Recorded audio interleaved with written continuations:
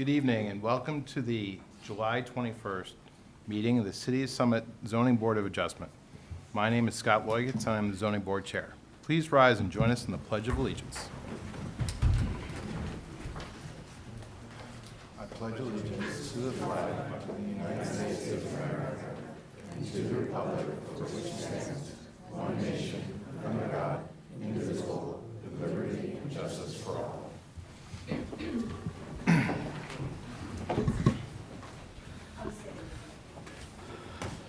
Thank you. In accordance with New Jersey Statute 10:4-10, adequate notice of this special meeting has been provided to a newspaper record.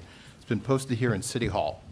This meeting is a judicial proceeding. Any questions or comments must be limited to the issues that are relevant to what the board may legally consider in reaching a decision, and decorum appropriate to a judicial hearing must be maintained at all times.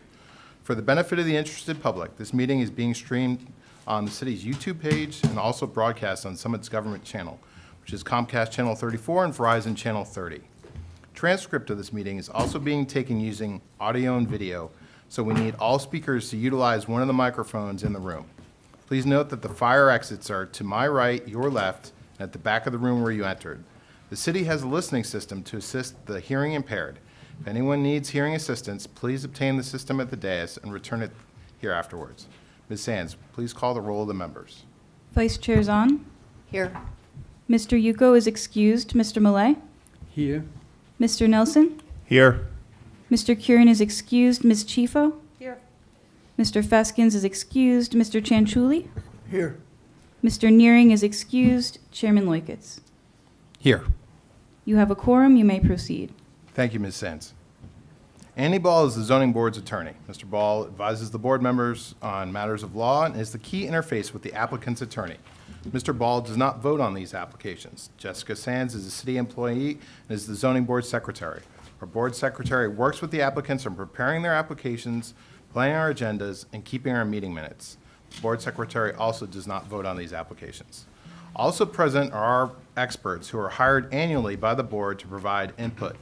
Tonight we have Carl O'Brien from Colliers. Sorry, I was going to say Marie Raffe. And also present is Ed Snikes from Burgess Associates, and he's our board planner. These experts are seated at the table to the right of the board and the public's left. They also do not vote. Our board consists of 7 regular members and up to 4 alternates. All members can participate in the hearings tonight, but only a maximum of 7 can vote. Most applications require a simple majority to be approved. Before we enter into executive session to vote on the application, you'll be advised of how many votes are required and the conditions for the application. Each case will begin with the applicant or their attorney giving an overview of the application, the process to date, and the variances that are required. We then hear from any additional expert witnesses the applicant may have to help explain the application and why those variances are needed. The board experts, followed then by the board members themselves, may ask questions of the applicant, their attorney, and their expert witnesses. Due to recent cases running excessively long, we strongly encourage applicants and their experts to give brief and concise testimony, as we may get to as many cases as possible in a given evening. Once the board members and the board professionals have completed their questioning, the public will have an opportunity to ask questions of the attorney and/or their witnesses. This is not the time to tell us what you think about this case. That opportunity comes at the end of the hearing. Please be careful as how you phrase your questions. They should be not preceded by a statement about the case, but should be a direct question to the witness. Also, before you ask your questions, please clearly state your name, spell your last name, and provide your address. It's important that our court reporter be able to keep a clear and accurate public record. After all witnesses have been heard, members of the audience then have their second opportunity to speak, and at that time, you may express your opinion, positive or negative, about the application. Then the public hearing is closed, and we enter into executive session where the board members discuss the case and then vote. You'll be able to listen in on our executive session, but you will not be able to participate. I ask that each applicant and their attorney, if present, come up and give a brief synopsis of their anticipated testimony tonight, including the number of witnesses and whether or not they think they can finish within 30 minutes. Sorry, I had to laugh at that. No problem. Do we have someone from 27 Edgar? No? I'll just note for the record, in case anyone is here for the 27-acre application, that their notice was defective for this evening, so that matter will not be heard tonight. If it is rescheduled, it will have to be renoticed. Great. So moving on to the main event. I'll just also note, I see people pulling in chairs. There is an empty row up in the very front up here in case anyone needs a seat. Yes, don't worry, we won't pick on you if you sit in the front row. 695 Springfield Avenue. Roger, please. Mr. Chair, before we start, can I just make a quick comment? Yes. I had to watch 4 hours of testimony today on YouTube. We need to speak into the microphones. It's very hard to hear people if they're too far away from the microphone. Thank you. And I don't want to steal the attorney's thunder tonight, but there's probably an excellent chance that we will not finish tonight. Just warning you all now. All right, please proceed. Thanks, Mr. Chairman. Roger Maynard, Linda Berry, McCormick, Estabrook, and Cooper represent the applicant, Beacon Unitarian. Welcome to Chapter 4, I think this is. At the last hearing, we had a few sort of follow-up items with various witnesses. John Cote, our site engineer, was to submit a written response to the engineering comments that were received in connection with the last hearing. That's been done. We don't intend to put him back on the stand unless the board engineer has a question for him. There are certain revisions to the landscape plan, which just arise from really mostly from A, comments to the original plan, and B, the addition of those 4 tandem parking spaces. So we'll recall Tavis Dockweiler, landscape architect, very briefly, just limited to discussing the changes to the landscape plan. Louis Cherry, our architect, was asked to do 2 things. Do a glare study, which has been done and submitted and reviewed by the board's engineer, and also to try to enhance the neighbor views a little bit, particularly to show locations where the solar panels would be. So I will recall Mr. Cherry again, just briefly limited to those 2 items. And then we have 2 more witnesses. We have Elizabeth Dolan, our parking and traffic engineer, and we have Kate Keller, our planner. So that is probably a pretty full evening for us. I would imagine. Yeah. Thank you. Okay. So if there's nothing for me, then I would ask Tavis Dockweiler to come back Yes. to the stand. Excellent.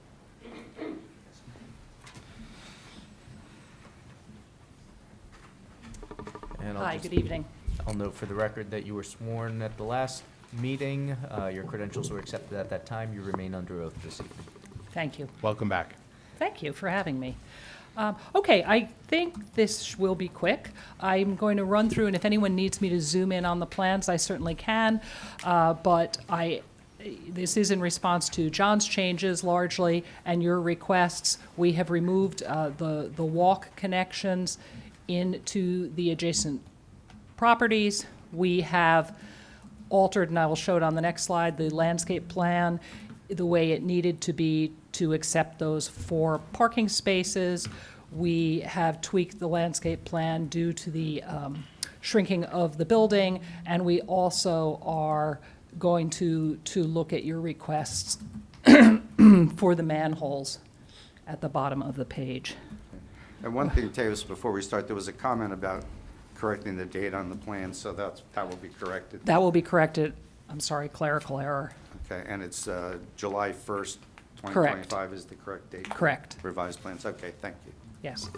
So, and maybe I will, give me a minute. It's always a little bit of a challenge. Yeah, not much room up there. No, this may be easier with my mouse here. But basically, we have infilled any areas of ground cover where we removed the walk connections. We have also added all of the shrubs. I think some of this you saw last time, but all of the shrubs to help with the long view in from the neighbors. We have added shrubs around each of the manholes, because I know there was some concern that you might see those because they're on a slope, so we're disguising them. And we're also making sure that the transformers will not be seen. So those are the changes. Oh, and We also responded, as I said, to making sure that we have full plantings where the building was reduced in size. Let me go back one. The other thing that we did, and you will find on the plans, is there was a request for height of trees and shrubs at planting. So those are all on the plans, varying from our very smallest shrubs at 1 to 4 feet to our trees at 8 to 14 feet. And we also put in a height at maturity. For maturity, we chose the 50-year mark. I want to note that a lot of these canopy trees would get much, much larger at 150 years, but sadly, we probably won't be here to see them unless anyone is a vampire. I will also note that growth rate is, of course, influenced by soil, drainage, aspect, but we think these are, given our expertise, pretty fair assessments, very fair assessments on size. So if anybody has more questions on those, but you can certainly study those at your leisure. Again, the ground cover, grasses, and sedge plan were all amended as described. And I think nothing about this changed. I think that is it, unless I've forgotten something, Roger. So the revised plans are what you submitted to the architect for him to update his neighbor views, is that correct? That's correct. So those views reflect this plan? That's correct, and we worked with them to make sure that they were reasonable. Okay, and with the removal of those two connector, I'll call them sidewalks or walkways, the only sidewalk connection for the proposed church is to Springfield Avenue, is that correct? That's correct. Okay, This all other connection- sidewalks are internal? That's correct. Okay. Nothing further, Mr. Chairman. Great. Okay. Thank you. Board very experts, do you have any questions for this witness? I have no questions. Okay. I have just one question. With regard to the forester's memo, he talks about trees in the northwest corner. Was that covered earlier? I apologize. I may or may not have attended those other meetings. I think it was, but It was, but thank you for reminding me. We went back again and did due diligence on examining those trees. They were up at this northwest corner. Given the grading of the site, I can't save those trees. We have to cut the major root zones too much, so I think they would become a liability both for the park and for the property. So we've just made sure that we replace with also oaks. In that same area, there is sort of the turnaround area for the vehicles. There is a gap between two trees, the two CC, I guess they're red buds, that are in that area. Is that the area where the sidewalk used to be, or no, it's further down? I think we adjusted that. Okay.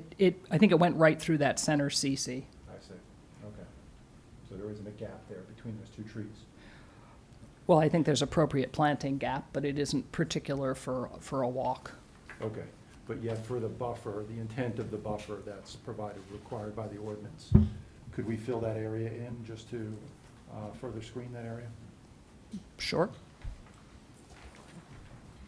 No further questions. Thanks, Ed. Board, questions for this witness? Seeing none? Okay. Thank you. Well, Public, You're I not- we're forgot. going to ask the you're public. not finished yet. You spoke too soon. Are there any questions? And please, I can't stress this enough. Questions only for this witness. Please come up, state your name, spell your last name, and give us your address.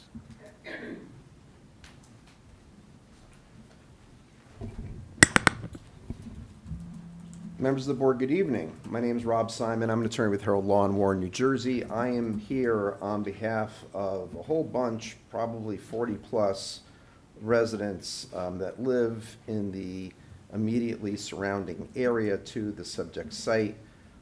My associate was here at the last meeting. I subsequently submitted a letter, I believe it was on July 10th, clarifying who I was representing, because that was a question that was asked during the hearing. We agreed to submit the letter. I have submitted the letter. I'm happy to recite the names and addresses for the record if that's what the preference is. If not, ready to start asking some questions. No, you don't need to recite the names, but would you like to save your questions after all the witnesses have testified, and then you could do them all at once? No. Okay. I am a board attorney in this community for a number of towns. And I find it's the best practice, and for purposes of preserving the record, that after each witness goes, so it's fresh in the minds of not only the questioner, but also the board, that have an opportunity to ask the questions of each witness in turn.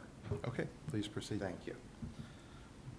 So I just have a couple of first questions about specifically what you last said. You talked about removing the walk connections to the property other than to Springfield Avenue, correct?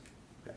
So based on, and you're familiar with the site plan that helped influence your landscaping plan, correct? Yes. Okay.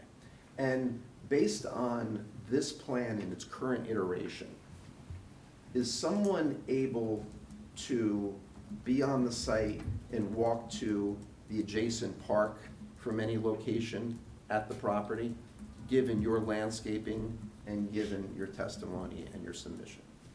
Not from any location. Some of it's between the park and our plantings. Between the park and our plantings, some of it is quite dense. It would be difficult to hack through. Okay.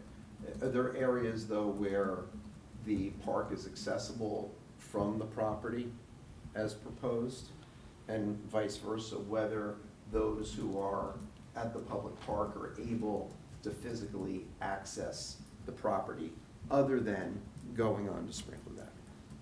If they really wanted to. And can you just identify, so we have the plan up here. Sure. And this is, I'm sorry, I'm going to walk and be cognizant of staying near the mic. There's a microphone right Yeah, there. This one.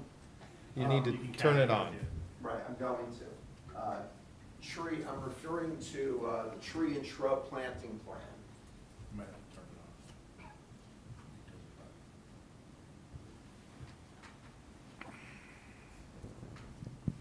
Testing. Good? Okay. Ma'am, I'm referring to the shrub and planting plan that you most recently submitted. I don't see a revision date or a date on this. Can you just identify what date of that plan? I had an erroneous date on it of the 21st, but the correct date, and it is being corrected, is the 1st. The 1st of July. July. Okay, thank you. You're Thank you. welcome. So can you just identify the areas on the plan referring to the tree and shrub planting plan that is on the board here, as to specifically the areas where one can access the site from the park? Well, the park, as we know, is on 3 sides of the site.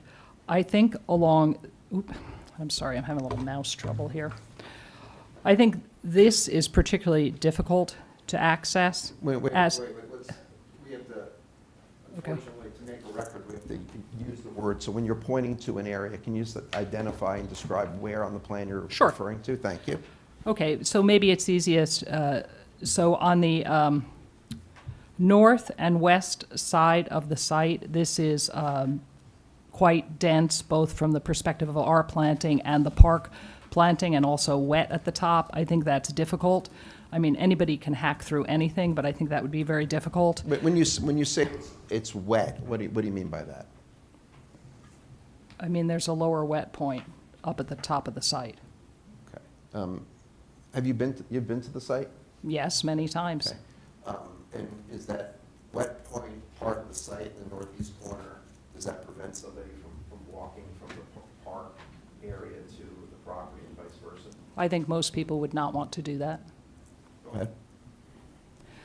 On the west side of the site, there are some existing trees all along this site, and we are amending with a very heavy shrub layer this piece of the site. On the western side? On the western side. Here, there's a grade challenge coming up into the site. Again, it depends your ability, right? On the eastern side, we also have a grade challenge here. This, And when you say a great challenge, I may know It's what steeper. that means. I understand. What's the difference in the grade or in the slope on that southeast corner? Do you know? 6 or 8 feet, I would say. I need to go back and study my grading plan, but it's certainly steeper. If you've been to the site, you know that it's quite steep going from Springfield up into the site. This is quite steep. When and you then say the this, you're site- talking the- about, I'm sorry. I It's okay. apologize. I'll, yeah. South, on the southwest corner of the Right, site. the southwest corner of the Right. site. And then also, between the park access and the site on the west side, we also have more grade change. Does that help? Well, so again, if I'm at the park, I'm a patron of the park, I can still access the site from a couple of locations, despite what you just testified to in terms of the wet areas and so forth. If you wanted to. And there's no fencing that's going to inhibit. No, we were very concerned about fencing along the whole site because we do want to preserve trees. And if you have to put in fences and fence posts, you have to be very careful not to disturb the roots of the trees or have to cut too much of the shrubs. I mean, the idea was really to provide a very lush site and not inhibit any adjacent vegetation. Did you participate in the tree inventory that was submitted as part of this application? Yes. And you went out and you actually identified and measured those trees? I went out with John Linson and worked with him and the city arborist. I'm sorry if I pronounced his name wrong. You did well. And we looked at the trees together and gave each other professional opinions on the trees. Excuse me, at one point, it seems to me we should be limited to the plan changes. I mean, this plan was presented 2 meetings ago. There's an opportunity to cross-examine and ask questions about it. Now we're getting into issues that have to do with the original plan. How was the tree inventory done? Who went?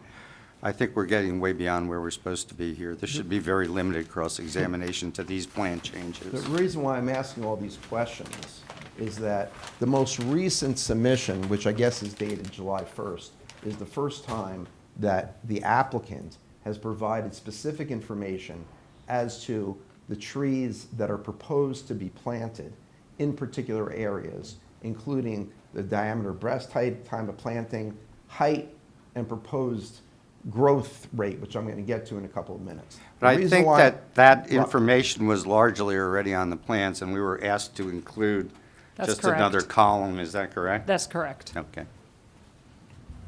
Again, the questions as to the landscaping that's provided on this plan and talking about the proposed plantings that are identified here in conjunction with the trees that are proposed to be removed, I'm trying to marry the two for purposes of making a complete record for this application.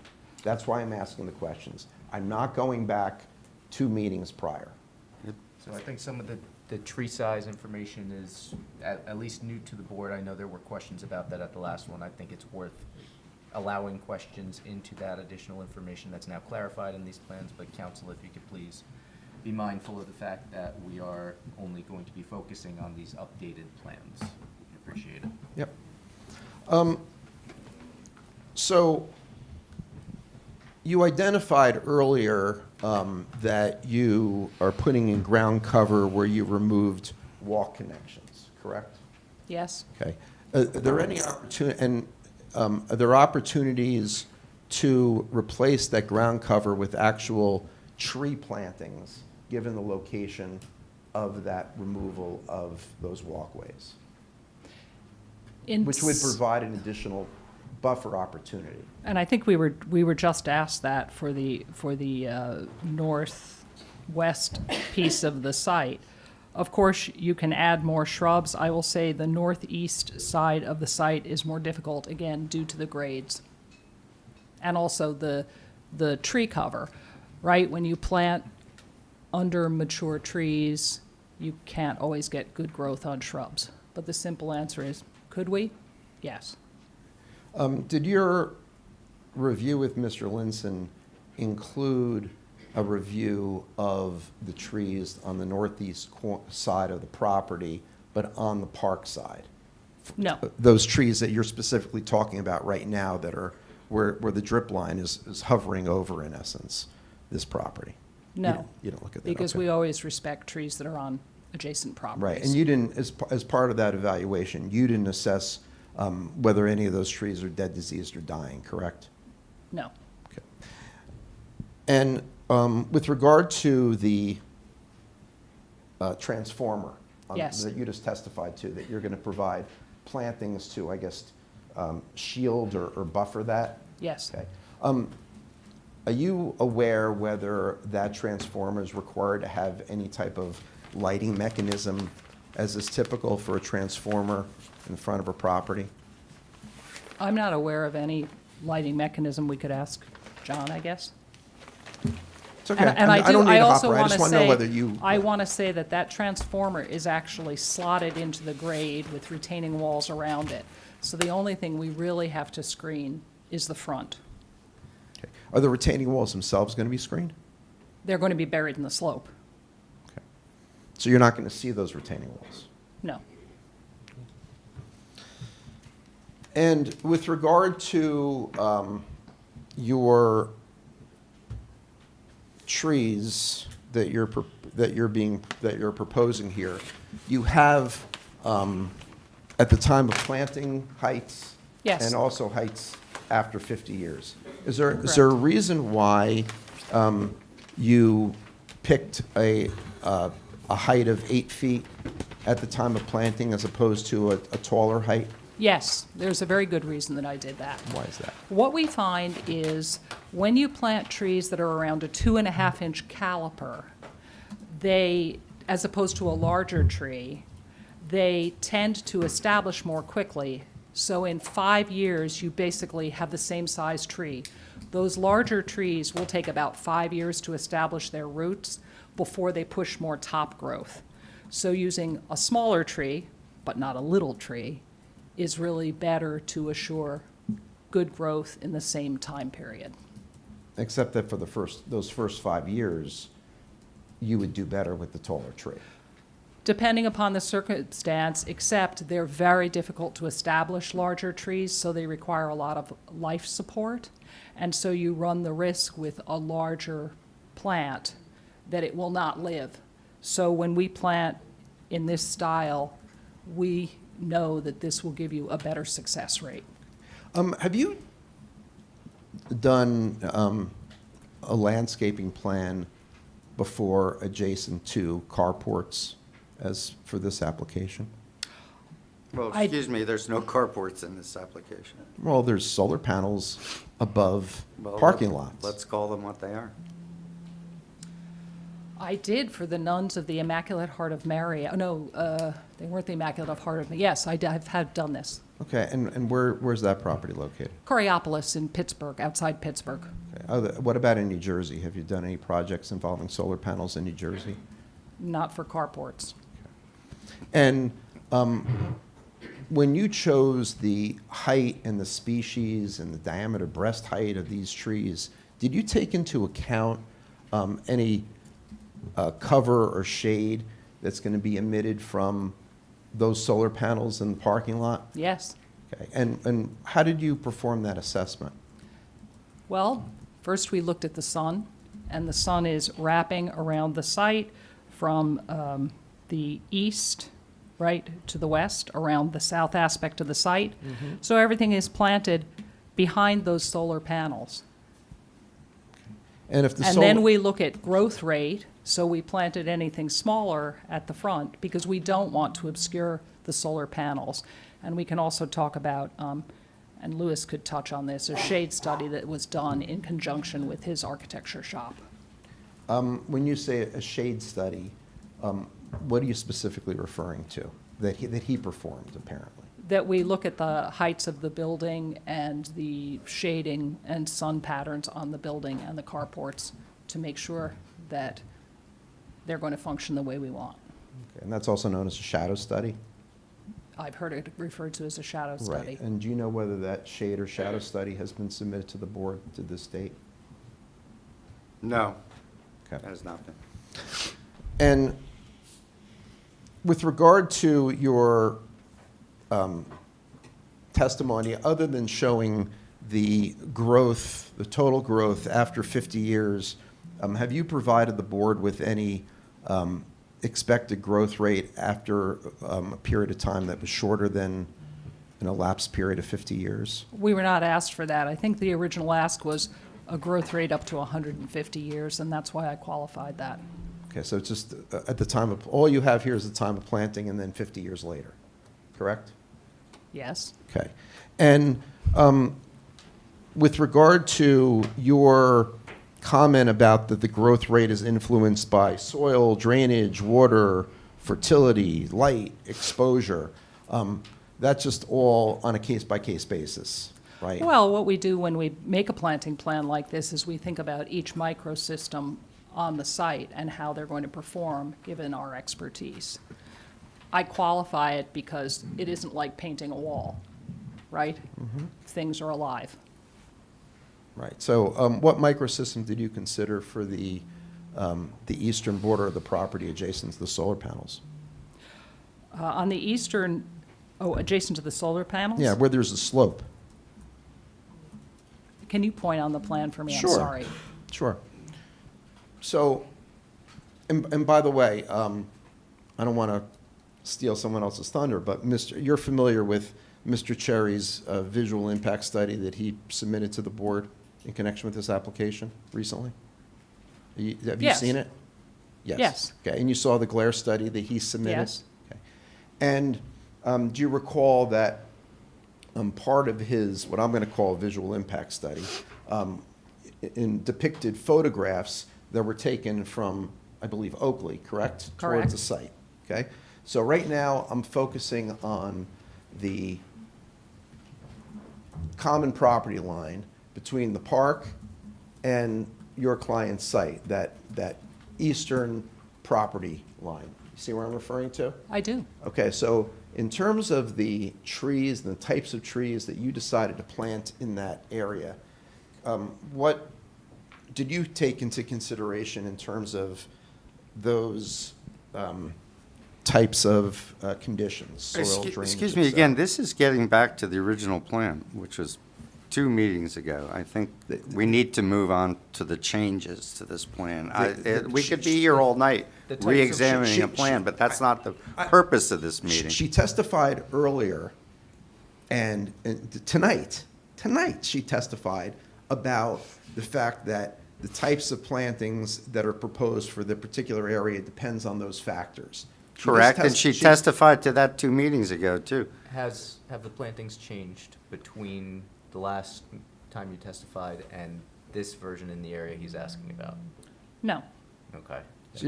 Well, they've also now submitted a visual impact study, and this witness specifically stated during her direct testimony that she participated in that study, and she provided the tree information to, I think it's Mr. Cherry, to create his plan. All right, let's not focus then on the origination of how these trees were chosen. Let's focus on what questions you have about the impact in relation to those studies. They submitted a visual impact study, which we're going to get to later, and I want to know. So on why behalf don't you of- ask the architect that? And if you need to recall the landscape architect, you can do so at that time. Okay. So hurry it up. I'm happy to do that.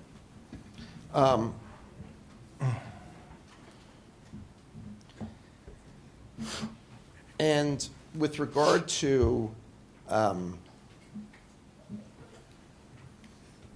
the plantings at 50 years, right? Did you also assess what those drip lines would be at the time? Yes. Okay. And do you have a plan or schematic or information that identifies what those canopies and drip lines will be at the 50-year mark? And I how? was not asked for that. Okay, but you didn't submit that, whether you were asked for it or not. You didn't submit it, I correct? was asked to submit a number chart. Okay. So we don't know at the 50-year mark the extent to which those canopies are going to be hovering over either the solar panels or over the tree canopies that exist on the City of Summit's property, correct? Well, I mean, I do. I know how a forest performs. I'm Did- not sure what you're trying to get at with the Okay, question. You didn't submit any of that information to the board, I wasn't correct? asked to submit any of that. I'm never asked to submit that, so it's not part of a study that we usually do. Do you usually do a study where you submit proposed tree heights at 50 years? Sometimes. Okay. Where, in New Jersey? When was that? I'm sorry, I can't recall now, but I have had to do that. Oh, I did that for a study on the Allegheny River in Pittsburgh for the Urban Redevelopment Authority. We did a full study of canopy heights through time. Like at different intervals? Like different periods of Right, time? right. Right, like But- every but 5 years typically? I would like to say the goal of this landscape is largely a forested woodland landscape. So the goal is to get canopy cover for shade, for habitat. So that's the idea. And we've also used dense planting. So if there is planting attrition, which there always is, if we think about any planting plan, we have coverage from other plants. And when you provide this information about how tall these trees are going to be after 50 years, is there a treatise or a book I can look at to verify that information? You could look at Height Shoe's book and sure. And that'll provide the calculations for these particular species? It will give you average growth rates, and that's what we use as landscape architects. For these types of plantings? Sure.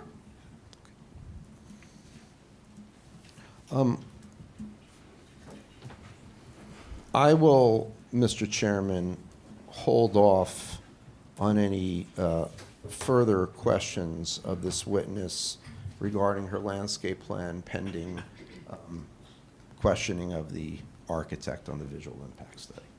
Okay? Okay, Thank you. yes. Please, next question.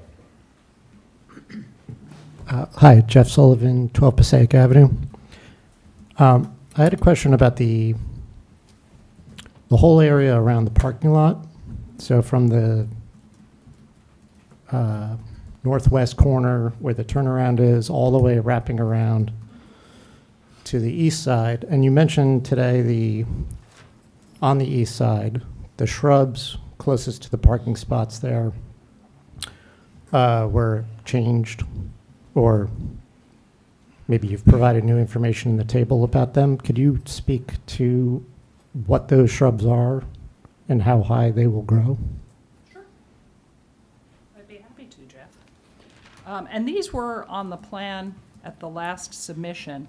We have 3 Amelanchier laevis, and if I go wild on the Latin names, just yell at me. But those are Shadblow serviceberry. So those are these trees, 6 to 8 feet in height at planting, 15 to 25 feet height at maturity. I'll say they're pretty fast growers. I have a couple in my yard. They probably went to 20 feet in 5 to 8 years because trees, have different growth rates through time, slower as they get older. We have hydrangea quercifolia, which is down here, and that is a oak leaf hydrangea. Those are being planted at a 2 to 5 foot height, and they grow to 4 to 8 feet in height, and they also, once established after a few years, grow fairly well, fairly quickly. We have Ilex verticillata and Ilex glabra. The Ilex verticillata get beautiful red berries. They are going in at a 1 to 4 foot height, and they top out at 3 or 4 feet. And the Ilex glabra, which are an evergreen, because we looked at the rhododendrons that exist through the little woodland and wanted to mimic that. And those are going in at, 2 to 5 foot, and they get to be 6 to 12 foot. We use a mixed planting type to help to assure success, and also, rather than giving, we find it's more successful when you would like to visually obscure something, not just to give a line, but to give a varied hedgerow. Does that help? Yes. Okay, Jeff. So thank you. So the reason I ask, so my understanding of the zoning requirements is that around a parking lot, you need to have a combination or both of evergreen screening completely surrounding the lot at a minimum of, I believe it's 6 feet, maybe 8 feet, so that there's year-round privacy. And then I think the fencing also in terms of safety with cars driving in and out of the parking lot. So maybe you could speak about fencing, if there's fencing around the parking lot for safety, and then the consistency of evergreen trees for year-round privacy around the whole parking lot from the east side, the entrance at Springfield Avenue, wrapping up around all the way to the northwest side of where the turnaround is. Sure, I can do that. First, I would like to stress that this woodland here is full of lots and lots of plants, and I don't think you'll be able to see through it. I don't think you can see through it today. So anything we're adding on our site is an additional veil of planting. As I said, we have Ilex glaber here that are evergreen. And I'm sorry, what was your next question?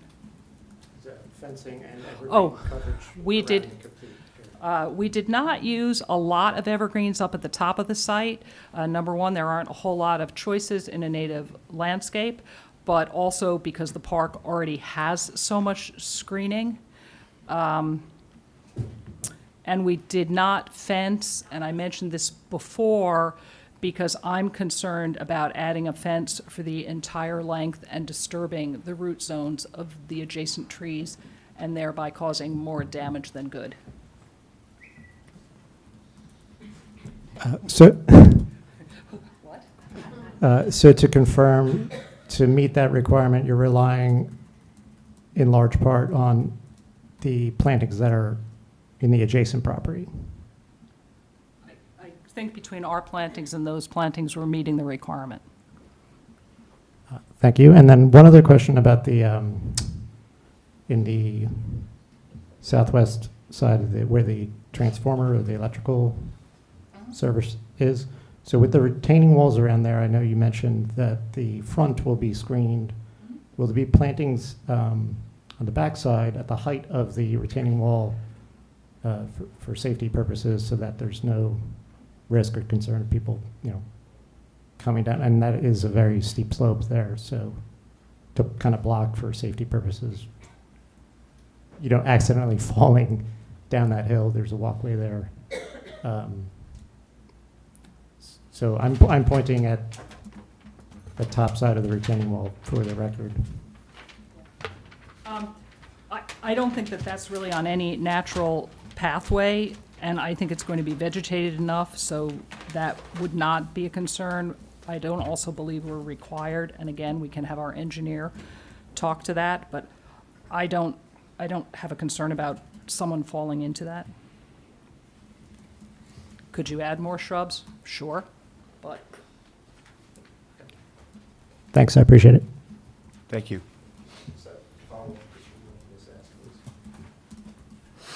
One follow-up, please.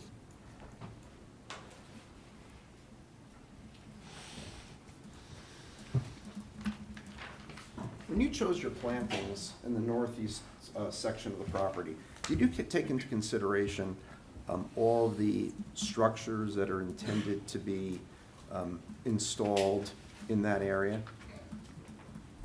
Yes. Okay, and what did you rely on to form that conclusion? I worked closely with my engineer, as we always do, and we looked at not just the above-grade appurtenances, but we looked at the piping below. And is the grading going to extend to the property line, the regrading in that area, northeast section, excuse me? In some places it does, in some places it doesn't. Thank you. But we work closely on grading. Any other questions from the public for this witness? Can I ask a question, or is it too late? No, go ahead, Al. Sorry. I just have a question. Can you tell me where you live? Do you live in New Jersey? Because you mentioned Pittsburgh a couple times, and then you said in my backyard we have that tree, and I was just getting a little confused. Oh, sure. Well, I grew up in northern New Jersey in Hillsdale, exit 168. I live now in Philadelphia, and I work across the United States. Okay. So when you're saying a tree in your yard, is that the same In Philadelphia. Zone? It's still the same zone We're a as little- North Jersey? That's a good question. We're a little bit warmer, but for this tree, I don't think it would make too much of a difference.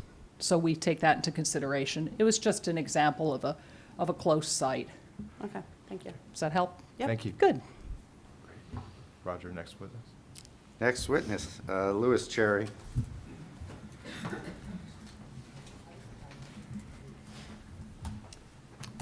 Good evening. Evening. So- I'll note, once again, for the record, you were sworn at the last hearing, your credentials were accepted at that time, you remain under oath this evening. Welcome back. Thank you.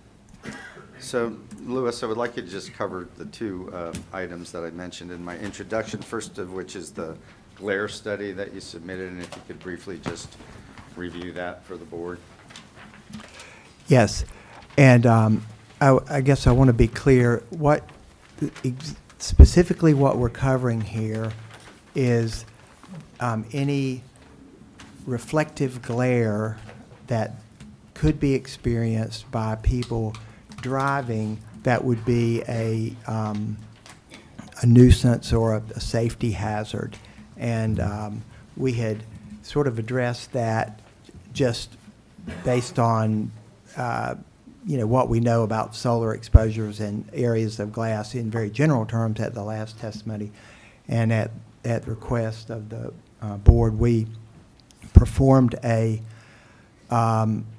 solar modeling. In our software, we have the building modeled and the glass modeled with its reflectivity, and we studied various times of year, times of day, and went through a cycle of sun studies to see when there would be any visible reflections from people driving down Springfield from either direction. Okay, and can you put that exhibit up on the screen for everybody? Yes, so this is the first page here. Let's see,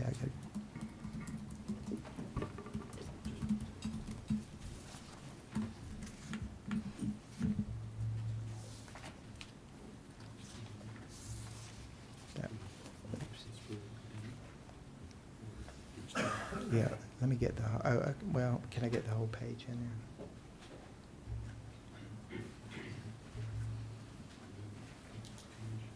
Oh, page down. Okay, perfect.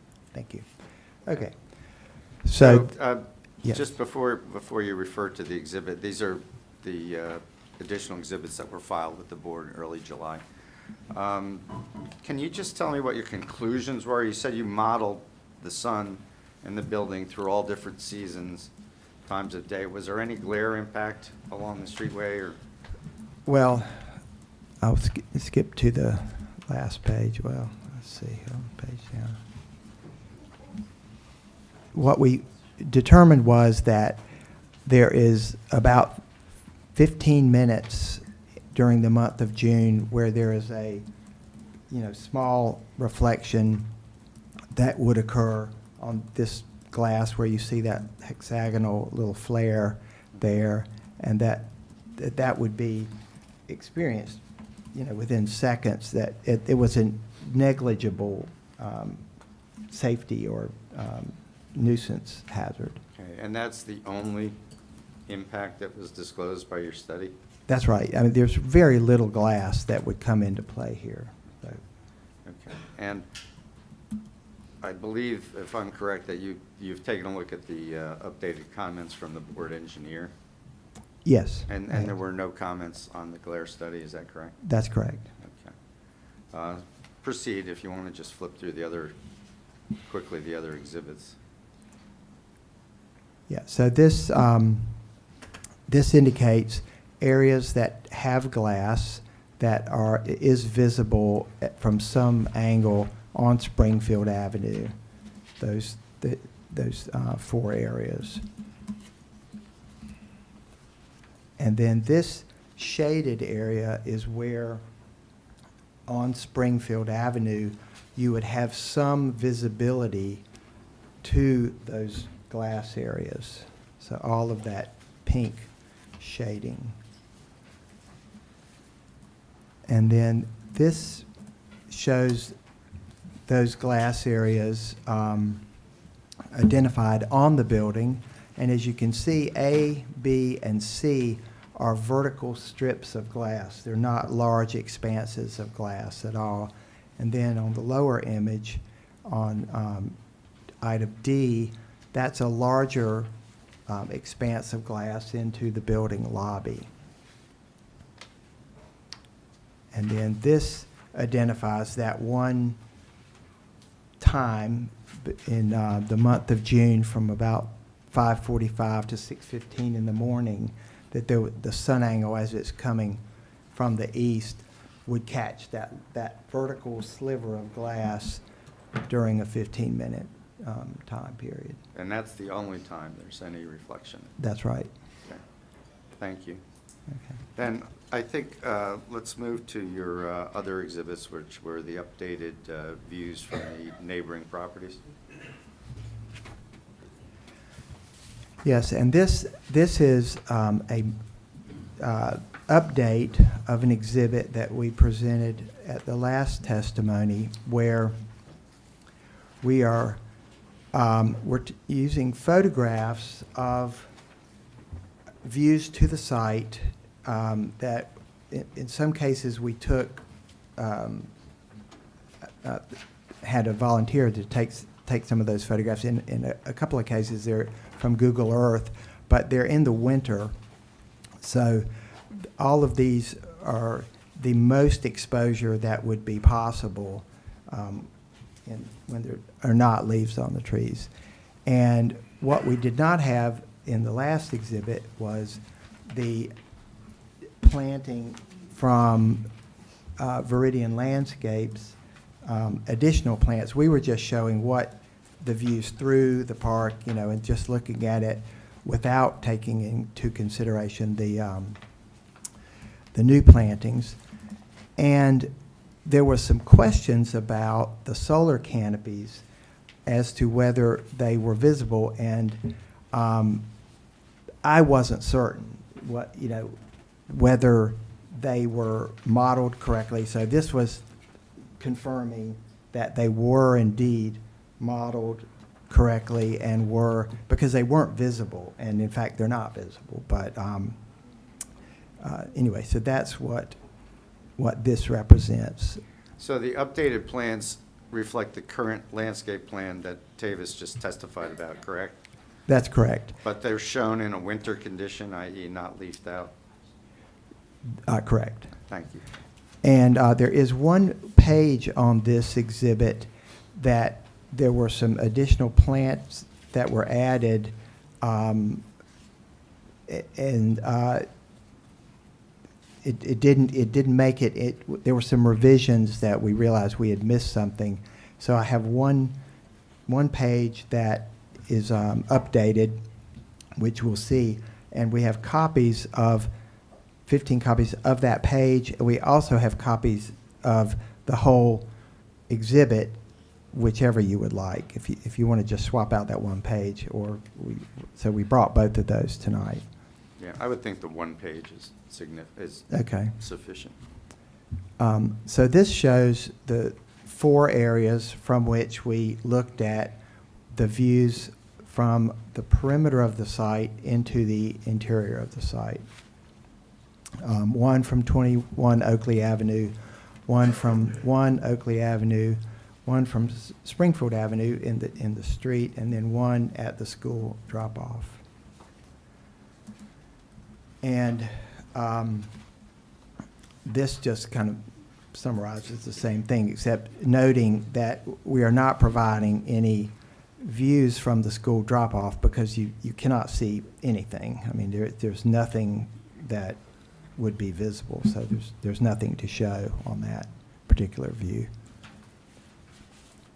So on each of these views, I'm showing a view without the planting, and then another view, which will follow this, that includes the new planting on site. And also, each of these, for reference, shows an outline of of the existing building, just to help you understand as you're looking at the site what you're looking at. So the lighter area that we see here is the existing building, and then the red is the new building. And keep in mind, it can only be so precise, because what we're having to do here is, through the photographic process, edit some trees out. So it's an approximation at best. It can't be 100% accurate. But it's a fair representation of what it's going to look like. But we think so. I think it's the worst case, because only in the winter will you have any views. Except from Springfield Avenue, of course. And From what's Oakland. shown in red is the proposed building, is that correct? That's right. Okay. And then this is the same view with the new planting. And so you only see those three that light pink and those two red little squares. That would be all that we would expect that you could see in the wintertime through that tree cover. Then this is the view from 21 Oakley, looking across the clearer area, and you can see the outline of the existing building, and then the new building is superimposed on that. And then this is that view with the new plantings. And here, let's see, to zoom in. Yeah, okay. So the only thing that you can see here is the red part. The light gray is also screened. It's a little confusing, because that's still showing for reference that existing building, but But that would not be visible? that would not be visible. You So would, just that small red area is what would be seen? right, correct.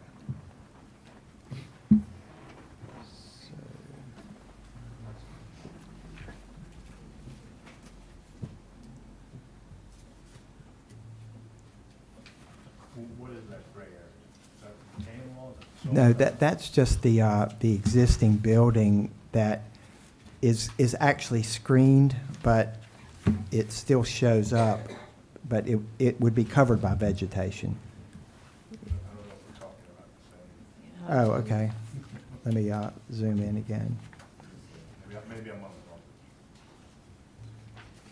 the wrong. Are you on This six, image- six of 10, or? This is 7 of 10. 7 has the gray. So if I zoom in here, I see a whitish gray to the left of the picture. Yeah, that's That's the original, that's the current. right, but which is screened. This is, so Yeah. there's actually vegetation It in looks front of like it. there's gray stuff below that. Is that part of Wilson Field, or is that? Or the batting cages, perhaps? Yeah, it looks like the batting cage. Yeah. So the building goes behind the batting cages? Because according to this picture, it looks like it's pretty close. I know it doesn't, but then. No, I know. No, it doesn't. Well, just to clarify, this orange now also shows the solar canopies, right? So some of this orange could actually be solar, the solar canopies for the cars as opposed to the building, is that correct? Those are all screened completely. Okay, I thought that it said that this new silhouette was taking into account the. It does, that's correct. Okay, so, and it says, red silhouette represents a proposed building and accessory solar panel canopy structures. So this was revised, so I'm just asked, I guess, to piggyback on your question, I think, is it possible that what we're seeing in the back there is solar panels, not the building? Right back there, as opposed when you're at, the question was, is the building that close to the batting cages? I believe that may actually be the solar panels. I guess the extension from the two-level, 18 with about 2 deep parking.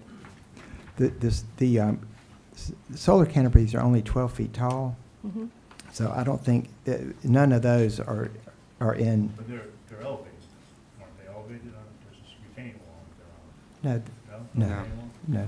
Yeah, They're grade. just at grade.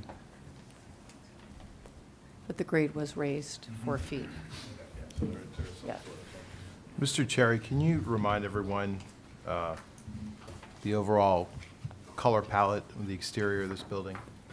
Yes.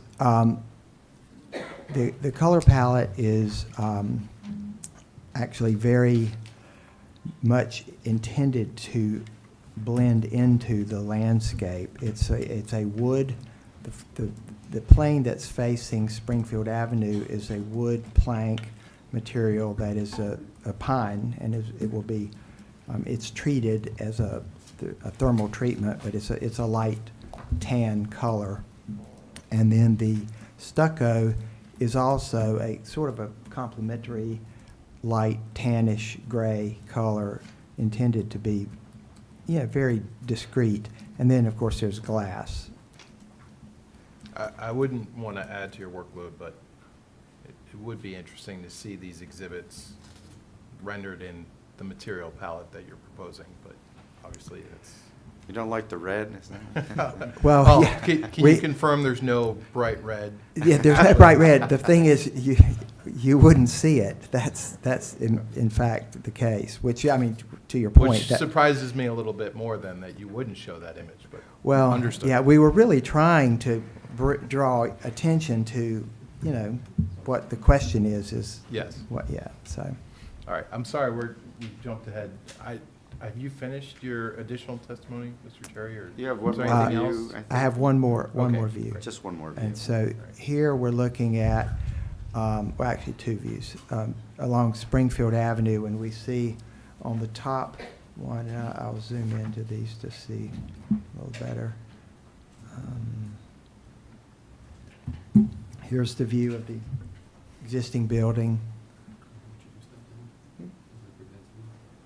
Oh, sure. Yeah, oh, yes. Thank you, John. John's going to distribute the updated view of this. So this is the one that was updated. Thank you. So this is the updated Yes. page 8 from the view study exhibit, Right. correct? Yes. And I believe so we're on to exhibit A10 at this point.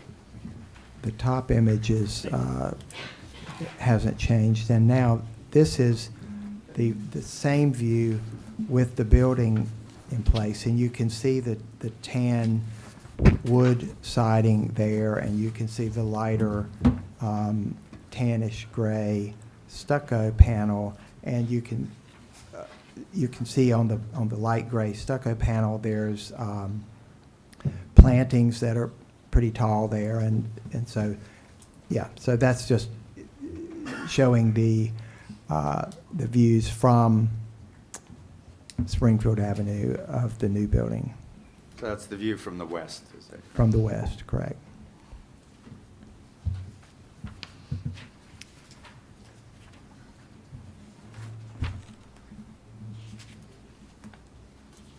And then finally, the view directly across from Springfield Avenue. And then there's, and this view actually doesn't include the planting. This was just illustrating the silhouette and for the scale of the new versus the existing building. So this is not actually addressing some of the same issues in terms of actual visibility, but rather just So that exhibit has not changed from last year? that is identical, Okay. right? Yes. Okay, that is all my testimony. Okay, and the exhibit that was just passed out, that just showed some trees that were. That were added That on were the, on added, that. but those trees are part of the landscape plan that Davis Correct. testified That's- about? That's right. Okay. Right, nothing further, Mr. Chairman. Thank you, Roger. Board experts, what questions do you have for this witness's additional testimony? From an engineering standpoint, we're fine. We found that he satisfied the glare study. Okay, thank you, Carl. Thank you. Ed, anything? Just a quick two questions. One regarding the glare study. You had mentioned the sliver of glass that's seen. Is that glass panel C on this? That's where right. the glare is That's coming right, from? yes. Okay, I just wanted to clarify that for the record. And then also, in your views from the adjacent properties, you modeled for proposed planting in that model. Is this at the time of planting, or is this anticipating some growth of the trees? This is at the time of planning. at the time of planting, so therefore, you consulted with the landscape architect and the model. Yes, that's right. Mr. Cherry, if you could recall, could you let the board know what are the approximate dimensions of panel C for that?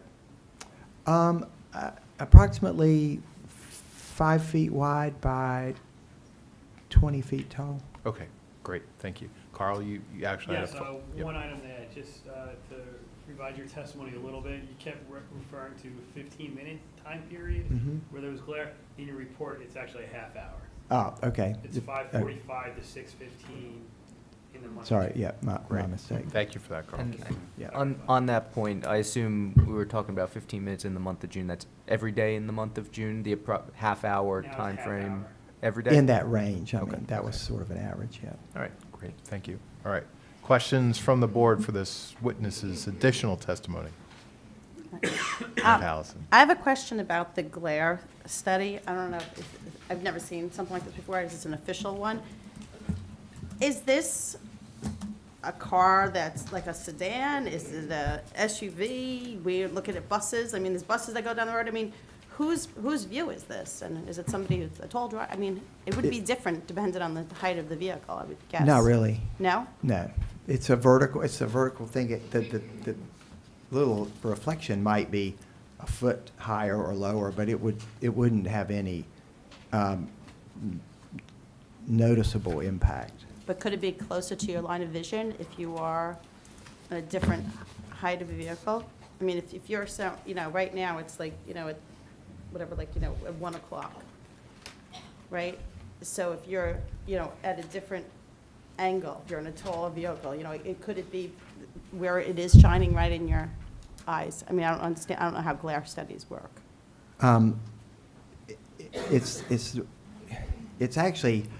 It's very precise in the sense that this is a particular location at a particular height, at a particular time of day, on a certain calendar day.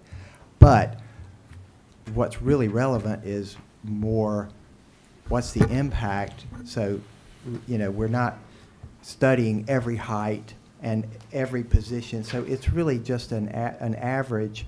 And, we actually model this and have videos of the cars driving, and you see it, there's a quick flash, or, but to your question, that's almost an unanswerable question in the sense that you could say from this location at this height on this, hour, but there are millions of those kind of iterations. But I think our conclusion was this is really not an issue. It's not, there's not any hazard it's probably much less reflection than you would see from most buildings, actually, because there's so little glass that faces that. Mr. Cherry, I apologize if you've already testified to this. Is there any plan for screening or shading devices that are operable behind Section D of your facade? Yes, and there is also, this is not completely, signed off on, but the potential to use some kind of a patterning in the glass that would mitigate the sun. So some But- sort but of it's- frit or film on or inside the glass I mean, that's a sandwich would... potential, but we Yeah. would be looking at sun control in that space, Okay. and a shade would be Would the that likely. reduce or intensify this opportunity for glare then, if you had, It wouldn't impact it. it wouldn't impact? At all, Okay, no. thank you. I also have 2 questions. So what is the height of the just to piggyback on Ms. Chifo's, what is the height of the vehicle that this study is based on? It's a standard sedan. Okay, so sedan. And then the second question I have is, we're looking at the cars. There are houses across the street, and I'm just wondering about possible glare that they may face from their, say, second-story window, first-story window during, was any of that looked at? Well, we looked at that whole path, and so that would have come up, and that first image showed the whole range of area that we, I'm on the wrong, go back to that. This one. Yeah. Next one, there you go. Yeah, so we were doing it from the standpoint of the car, but that same view could be applied to any path along there. So in other words, if you can't see it from the car, you wouldn't see it from behind the car. So there's really not You are seeing it from the car momentarily because you're driving. If Right. it's a stationary object like a house, it could theoretically be there until the sun moves for that half an hour. For that It could be half there an for hour half an from- hour. It could be. I don't think, did you Yeah, study the occupancies? Yeah, I mean, that's true, yeah. East of the It's property? it's a very small amount of glass. So I mean. So it if it's would small, be- why don't you just fix it? Yeah, I mean, any building that has glass at some point will have some So reflection from. would you be willing to put film on it to prevent that 15 minutes a day for 30 days? Or half an hour a day for 30 days? I mean, if that was a requirement, I think that would be an unnecessary mitigation, but Just asking. sure. Would it be possible to do that? Yeah, certainly. Is yeah. it a large undertaking to do that? No. So you could install a temporary exterior screen that would negate the possibility of glare for that month of June, give or take. Yes, yes. Mhm. So either coating or some temporary screen? Great. So just to carry on with questions about the glare. That was in June when the trees are in full bloom. Now, I know in the fall, we lose our leaves and the sun changes. I'm not a sun guy, it changes angles and all that kind of stuff. But looking at page, let me find a page, page 10 of 10, where, you're showing the front of the building without any plantings.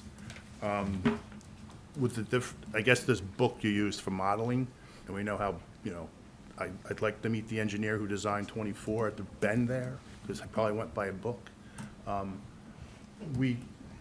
Did you study later on, you did the whole year, all 12 months?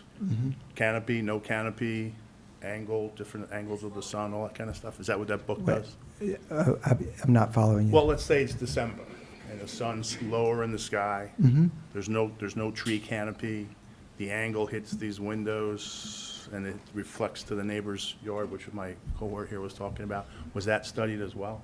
Or was it just for cars, to study? We were really studying that zone, but you have to pick. So we took the cars as a path to get us all the way through that zone to look at, as you move across, where does the glare occur?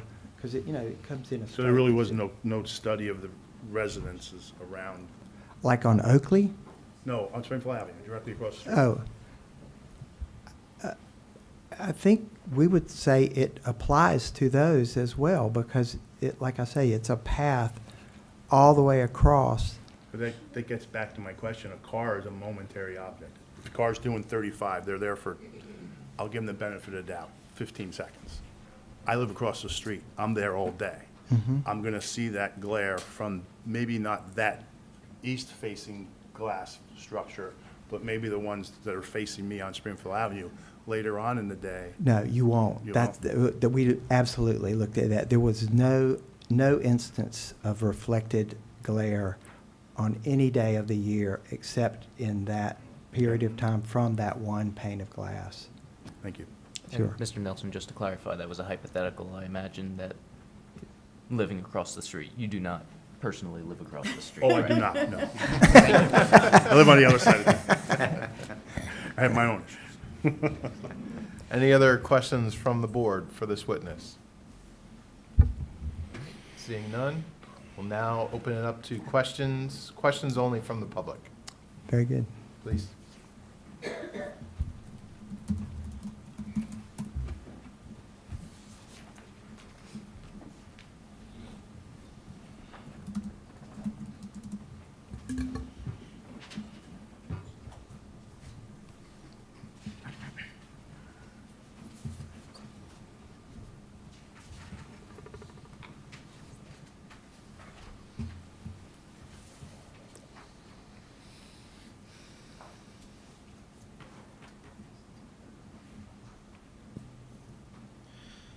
Sherry, good evening. I'm going to start, the board asked some great questions. I'm going to ask some follow-ups. First, we'll start with the glare study.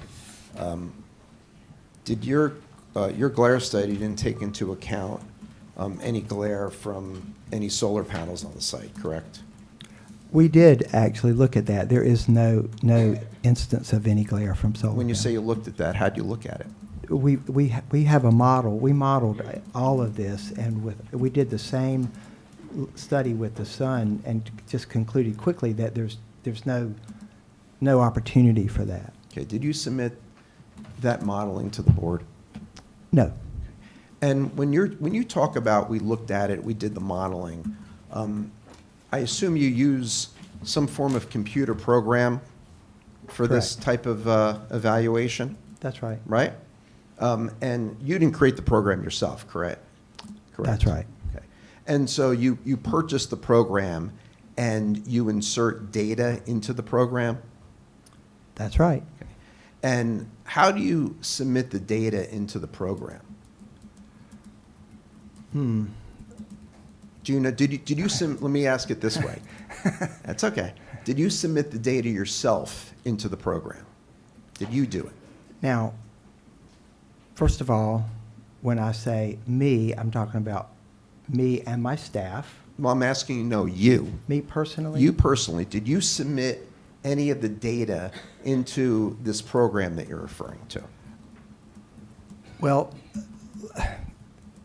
what you're asking, okay, we have been working on this project for 3 years. I'm not asking that. He's answering your question. Give him Yeah, a I'm chance. answering your question. So we built models through a very sophisticated building information modeling system. That is the industry standard for design in 3D. And I've put in information. Everyone in my office has put in information. It's an ongoing thing that's been going on for 3 years. And so we have these models. We have the ability to geolocate them, to input a tree, a plant, whatever. And so it's a very lengthy process that is cumulative. And so now pretty much everything is modeled, and we can easily apply a sun study to that. So Sir, I'm not sure. I just asked you a simple question. Did you submit, the data that resulted in this glare study that you submitted to the board? Did you yourself do that? No. And Except that I did put input work into the model, which is built on it. So indirectly, yes, but I didn't personally execute this document. And, If and you that's- don't, and you don't know how the model works. In other words, you submit the data, or your office submits some information into this model, computer model, and it spits out what you have in front of us tonight, correct? No, not at all. No. Okay, how does it work? Well, it works. It's almost like a video game or something. It's a three-dimensional model, and you can apply time to it, and you can apply parameters to it, but it's not hitting a button or flipping a switch. It's manipulating information. So, I mean, your question really doesn't relate to what the reality of what we're talking about here is. Well, I just want to, have you submitted to the board the actual digital information that you inputted into this program? Excuse me, what would the board do with that? I mean, I don't know where Well, we're going with this question. here's the proffer. He's already stated that this is an industry standard Yeah, okay. modeling What- program that under his supervision, he and his staff have used to prepare these plans. I don't know where we're going with this. Where I we're think going it's- is that we have not heard any testimony whatsoever from this witness who is providing sworn testimony as to these set of exhibits as to how those exhibits were created, other than it's been over 3 years and we submitted a whole bunch of modeling into this program and this is what spits out. And this is serious stuff. This is cross from historic area, and just want to find out from this witness. And if he doesn't know, he doesn't know, which is fine.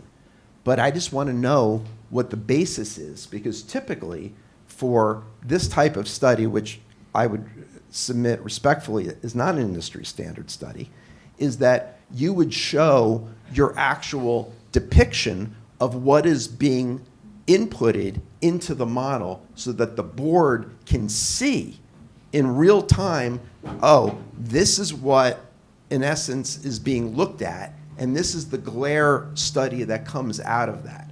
And I'm not seeing, all I'm seeing is an aerial with a shade of red and a conclusion that, oh, it was only in June from 5:45 to 6:15, traveling, I believe, I don't remember if it was east or west, check my notes, and that's all it was.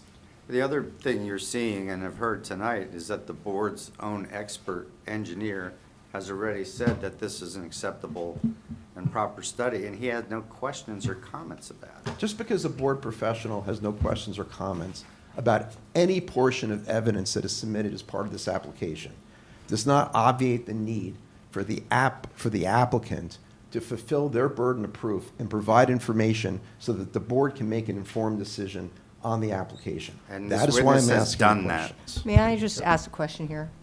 I think, this is a summary of the glare study. It's sort of like the Reader's Digest version of it? Absolutely. Okay. It's also. And there is somewhere more detail that could be provided if we wanted. You Well- could provide us the Revit model, right? But yeah. what good would that do this board? Because, I'm just saying, the I know how to open that, data but- is available. it's all in the program. Right. I will say to Mr.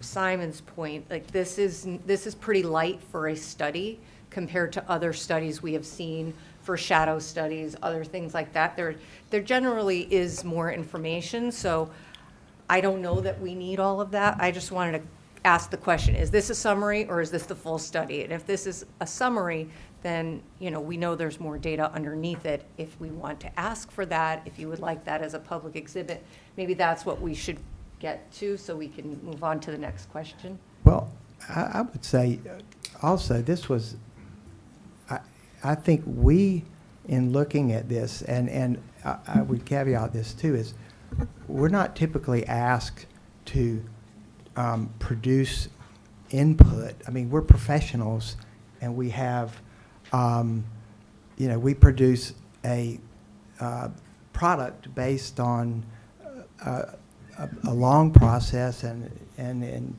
so it's, it's our professional output that, and, you can ask, of course, questions about how we do it and happy to answer those. But anyway, this was a question, that came up in the hearings. Is there questions with glare? We did this study. We concluded, no, there really aren't. But, here's the one thing that we found. So there's not much to document other than to satisfy if somebody is questioning this work, this summary. If you're questioning the summary and say, we want to see a lot more, yeah, we could do that. I mean, yeah, of course. It could become a huge study. Is it still light if all their other modeling has shown that there's no glare? How many different pages do you need to sit? I'm not saying that I need extra pages. I'm saying it sounds like the public is asking for the extra pages. And so I guess the other question that I would say that I have is, was this studied in every minute of the daylight? Because it's hard to know even from this whether this is just particular increments of the day or like this every minute during daylight hours. You looked at the glare and you found that only 1/2 an hour specific during is that right? So the way we did it is we would produce a day in accelerated time, right? The sun, it's going fast, like the whole day is maybe 2 minutes on the computer, and you can quickly see, is there anything happening? And we do that like every 2 weeks, you know, so it's not every minute of every day. You don't need to do that, right? I mean, because it's a progressive thing, so you see the trend, and it's not going to be much different on Wednesday than it was on Tuesday. So that's how we did it. And then we discovered that, oh, yeah, the sun is actually traversing that one piece of glass for, a few days in June. And so we said, okay, that's where there is something, and here's what it is. And it seemed like that was adequate to answer that question. And that, it's not like you're going to try to make a huge document to answer a pretty simple question. When you answered my question that you found that there was no glare from the solar panels, I asked my question inartfully. Was there glare from the solar panels at any location adjacent to the site, not just Springfield Avenue? No. The solar panels are tilted at 5 degrees. Yes. And so it's just kind of obvious that there's not a lot of opportunity in the way that they're oriented. So the answer is no. Okay, but you did that study Yes. for all surrounding the property. Yes. And in terms of what's up on the screen right now, in terms of the potential glare for the properties across the street, how many properties are we talking about? How many homes? Do you know? Well, you can see them there. Looks like one. And does I'm sorry, Mr. Cherry, when you answer the question, I just want you to be comprehensive in the answer. You're just showing a box with a red blob on what I'll call the southeast corner. Does that red blob extend, I'll say, past the page? No. It's Oh, not. you mean on the bottom? Yeah. In other words, it's not like that the neighborhood just stops here, where the frame of the red blob ends. In other words, does it continue past to the east, across Yes, from Springfield yes, Avenue? It yes. probably does, right? Of course, yeah. Right, of course. So that's why I'm asking you, how many homes are we talking about where there's areas where it's possible to see the glazing that is facing towards Springfield Avenue? Even beyond the page that we're looking at pages 3 of 10. Well, just the way the homes are arrayed along Springfield Avenue, it would be maybe 2 or 3. Okay. It wouldn't be. Maybe. What did your data that somebody in your office inputted into the program show? How far does it extend to the east past pages 3 of 10? Do you know? If you don't know, it's okay. What we were studying was deemed to be adequate for this area. And keep in mind, this was just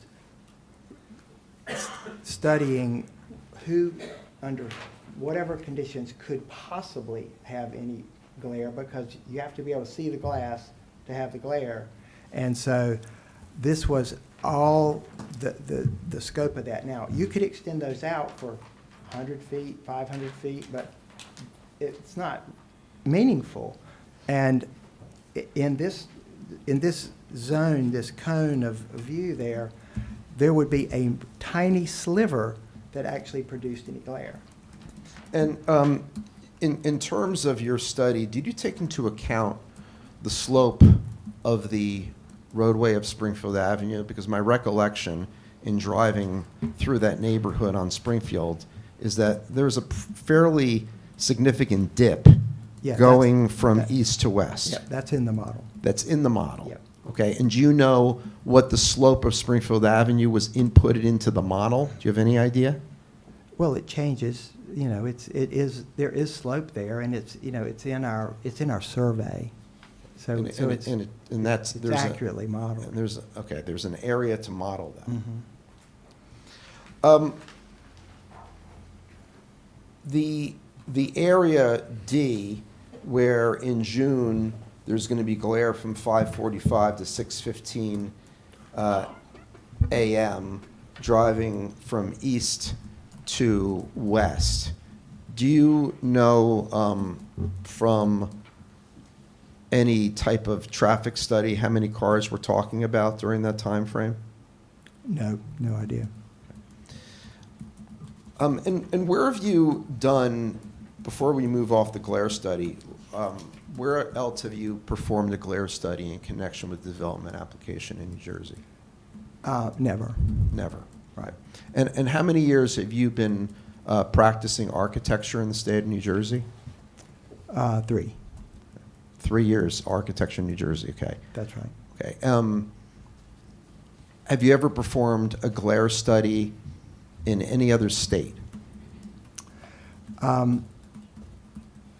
Yes, I would say I've performed a version of this in many projects in North Carolina, in Maryland, in Virginia, in California, but this is honestly the only time that it has come up on any project. I've been practicing architecture since 1983, that there's been a request for more of a comprehensive look at glare as a problem area. So it's been more looking at a specific circumstance, like is this particular facade a problem? It's been more general, applied to a individual circumstance. So this is the first time you've done a study like this ever in your career, correct? Well, like this in the sense of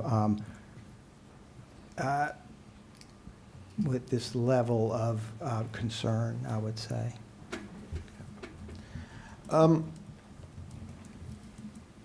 Let's talk about your visual impact study. Can you put that up? And by the way, before I even ask you the first question, I was not provided with, it looked like there was an exhibit that was marked.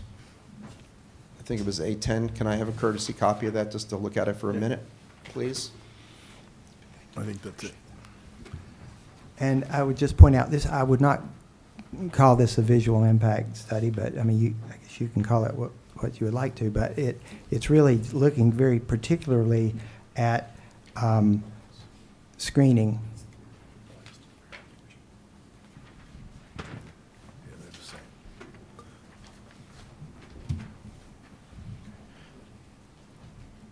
This is not a visual impact study. Have you ever performed or created a visual impact study?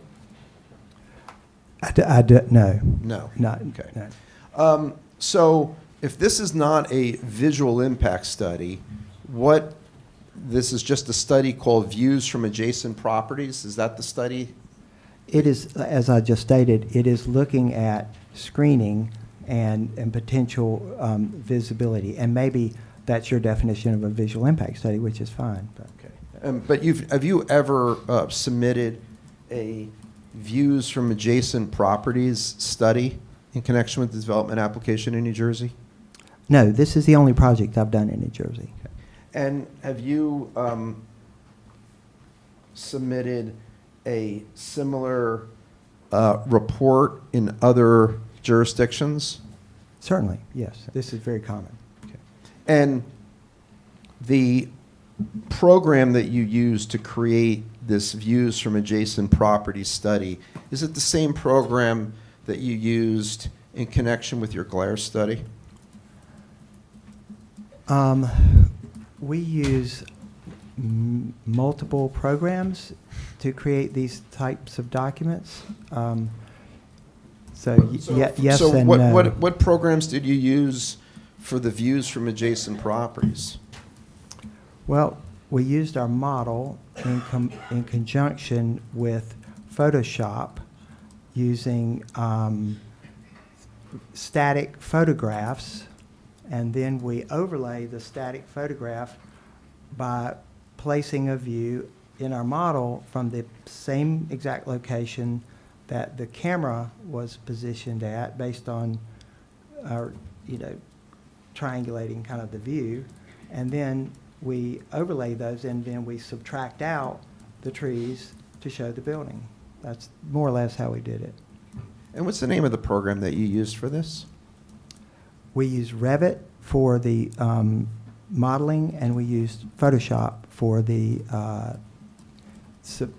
melding the two images. Mm-hmm. And the landscaping that you're showing at the time of planting, where is that modeling been submitted to the board at all, so it can see? We haven't submitted any modeling to the board. And do you have any, is there training or certifications to create, to work on Reddit? Well, Reddit, I don't believe so, but Revit, yes. Oh, sorry. My fault. My bad. Beat me to it. Well said. Well said. Touche. The aerial that you included in your plan or your report, what was the date of that aerial? I don't know offhand. Okay. And the date of the photographs that you used, what were those dates? Do you know? No, not offhand. Okay. Do you know the time when those photographs were taken? No, Okay. And you did not take the photographs yourself, correct? that's correct.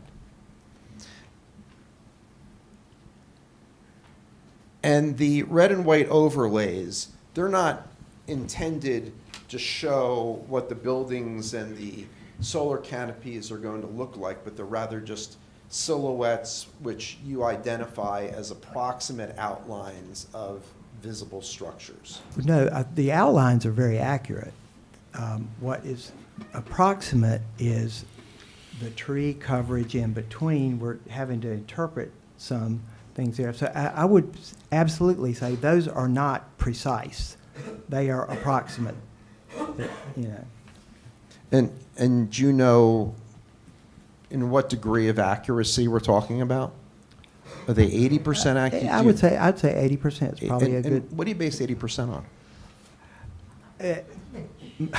My gut instinct here. I mean, it's certainly Okay. we didn't have a calculus for that. Yeah.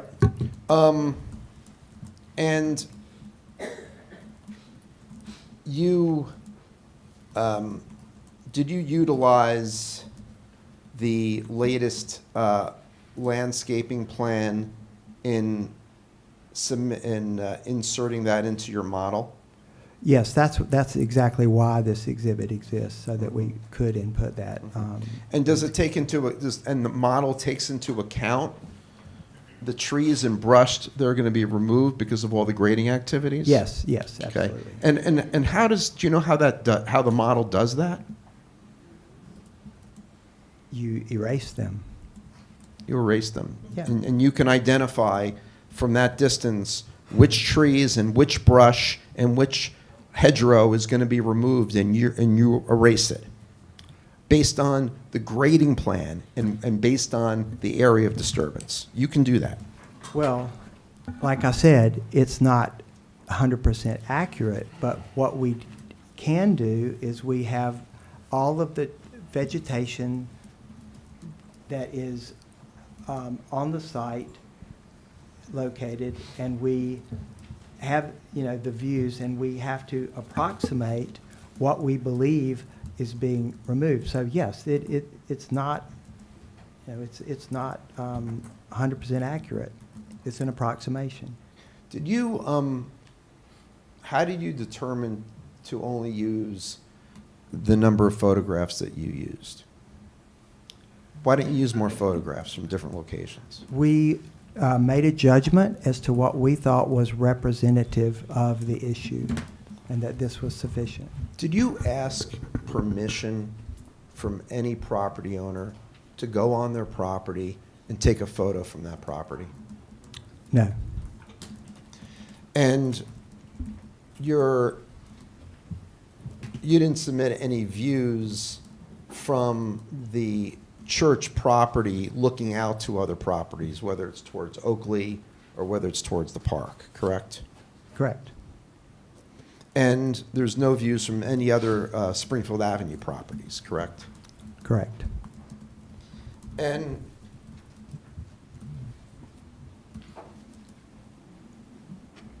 And just let me add, Sure. the reason for that is, as I said in the beginning, what we are really looking at is screening, and screening from Springfield Avenue is really not an issue. We're not trying to screen from Springfield Avenue. We do have, plants, and they're part of the landscape, but it's not about screening per se. And these are this views from surrounding properties.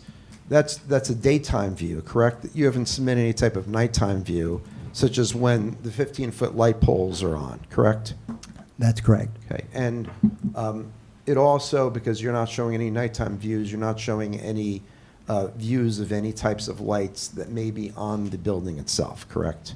Correct, but there's been a good bit of testimony about the exterior lighting and times of day and light types and so forth. Right, you understand, there's lighting proposed under the solar panels? Yes, there's some lighting. Right, and that's not depicted on your views from neighboring properties, correct? That's correct.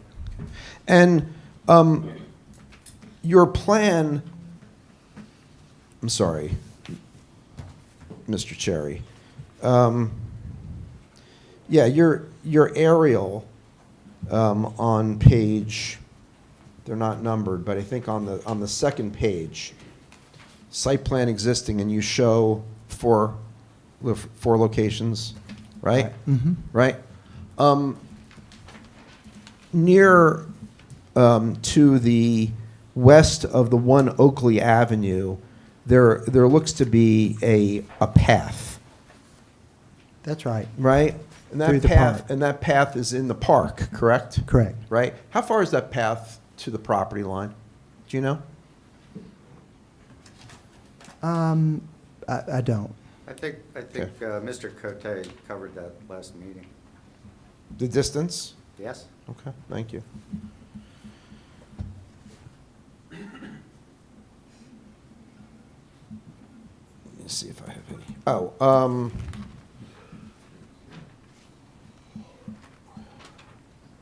I got no further questions. Thank you, sir. Appreciate it.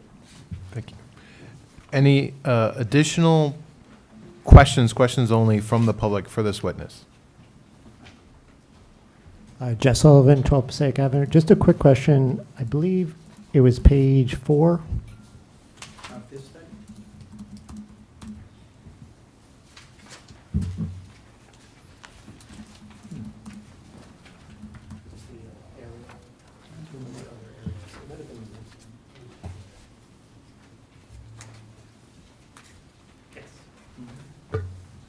Yes, so this is 3, this is page 3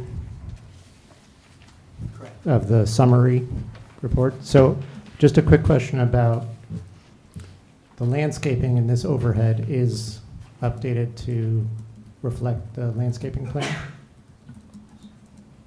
Yes, should be.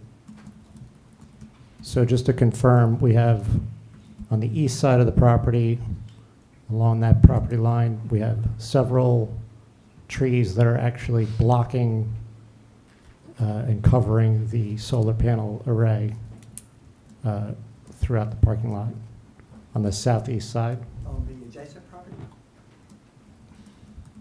No, so the trees that are depicted on the east border of the property, the canopy is hanging over the array of solar panels in the parking lot on the southeast side of the property. I think, excuse me, I think the landscape architect has covered this. I'm not sure this is in Lewis's wheelhouse. I just want to confirm that that's what I'm viewing. And that it's the updated landscaping plan is what I'm looking at here. And I mean, her, You were collaborating, so. yeah, her testimony was already that the plantings are not going to interfere Yeah. with the solar panels. The so- picture shows, And, I mean, I think we can, But I'm not Because- sure. Because Liz can this really- exhibit was about something else, it may not be updated, I'm not sure, because we weren't really concerned about that on this, so we were really just showing this for location. So it's possible that that is not, as I would defer to the landscape plan, which would have been presented earlier. Thank you, and that is not what I was expecting, so that's the reason for my question. Okay. Thank you. Thank you. Please. Yeah. Ben Bowen, Tin Hillview Terrace. Mr. Cherry, did you do any reflectivity studies on the existing building at the property? No, we did not. It has glass south-facing windows, so they're reflective, correct? That's correct. So we don't know whether the proposed development is a net better or net worse than what's existing? With regard to reflectivity, Yes. no, we did not study that. And is it, in your practice, is it typical that someone would commission a reflectivity study for a zoning board like that in Summit? If you were to put in a new window, for example? I don't know if that would be typical in Summit. In your career in other geographies, have you done this often for a new window? No, How about for a new swimming pool, water's reflective? no, So this, in your experience, this is atypical? yes. Thank you. Thank you. Anthony Kidd, 66 High Street. Two questions. One is, you mentioned there's a 5-degree tilt on the solar panels. Which direction is that tilt? South. South? Okay, and then there's, there are homes that are elevated, I believe their backs facing, or the front's facing Blackburn Place. It's elevated above, overlooks Springfield. Is there any chance that perhaps that reflection would be at an angle that those homes on Blackburn Place could view, or?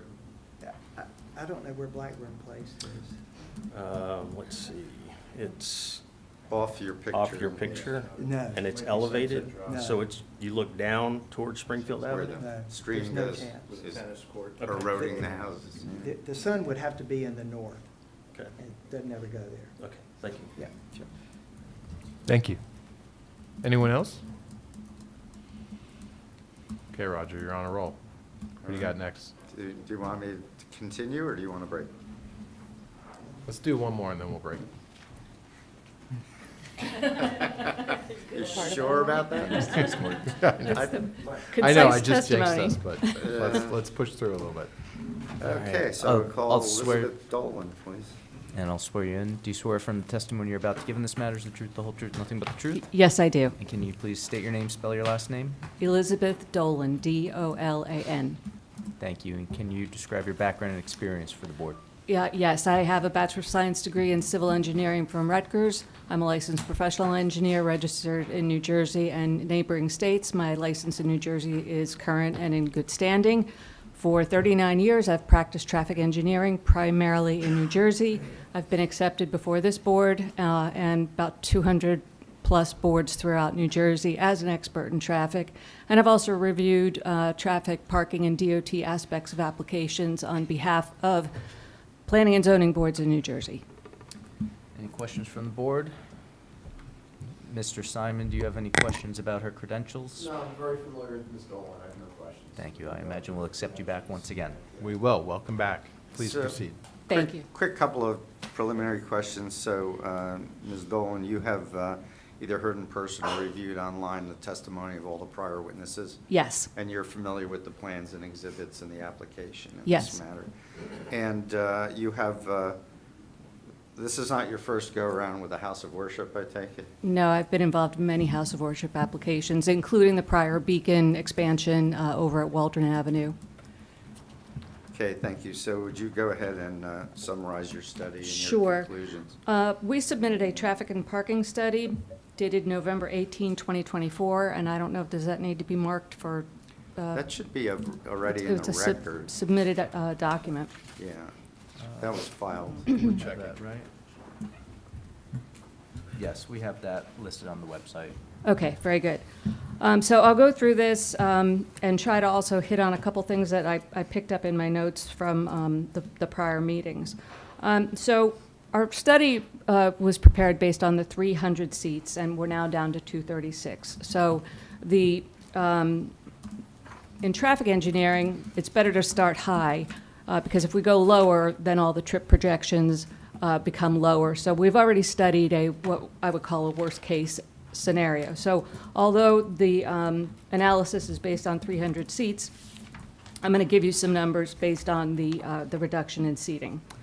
So we've talked about Springfield Avenue. I think at the last hearing there was a reference to it possibly being under state jurisdiction. It's County Route 512.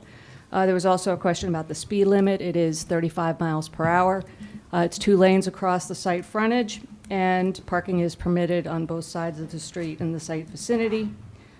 We've talked about, in our report, Harrison Court, which is roughly 1,300 feet west of the site. We've talked about Oakley Avenue, and there's been participants from the Oakley Avenue neighborhood, and then also Fairview Avenue.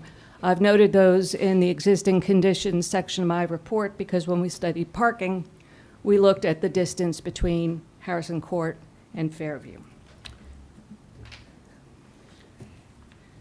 I'm sure the board has heard, but the public hasn't. Traffic engineers use data published by the Institute of Transportation Engineers, ITE for short. When we have an unknown land use in terms of an unexisting land use, we make driveway volume projections for peak hours, the highest volume hours of a day or week. And in this case, a church is going to be busiest on Sunday. So we went to the ITE trip generation manual to estimate activity for the busiest peak hours for 300 seats, and then I'll give you the reduced numbers for 236. ITE would tell you that during a peak hour for a church with 300 seats, you'd have 131 vehicles entering and another 130 exiting. And that's because at most churches, like the existing Beacon Church, you've got 2 or more services. So you've got people coming in and going out at the same time. Because Beacon is looking to have only 1 service, we would have one directional flow between 9 and 10, and then outbound flow between 11 and 12. So our model that we used was for 131 entering vehicles in 1 hour and 131 exiting in 1 hour. Now for 236, that goes down to 106 vehicles. But again, we modeled the 131.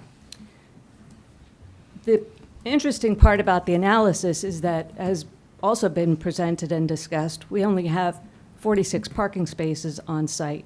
But you could have people entering and exiting because of drop-off and then recirculation. So instead of looking at 46 spaces, we looked at the whole trip generation entering and exiting. I'm sorry, I'm tired and I'm not speaking very clearly, but I'll try and do better. The other part of the traffic study is to take those projections and merge them with actual existing traffic volumes. And I told you our study goes back to 2024, so our counts were done in April 2024 from 9 to 10 a.m. and 11 to 12, 11 a.m. to 12 p.m., which was, of course, a Sunday. And we had 377 cars crossing the site frontage during the arrival hour, I'll call it, when people would be coming to church, and then an increase during the departure hour to 560.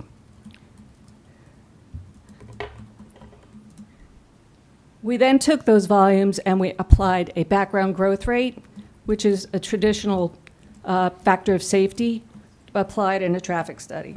And we went out to a 2027 build year, which is good because it's taken a year plus to get here. The traffic engineering software that we use models what we call levels of service, and it's like a grading scale, A through F. And it's all tied to the amount of delay, in this case, exiting the site during that departure hour. And we calculated that if we had all 131 vehicles exiting in that 1 hour, we'd be at the top of the scale at B, which means, in traffic speak, an average of 10 to 15 seconds of delay for each vehicle leaving the site.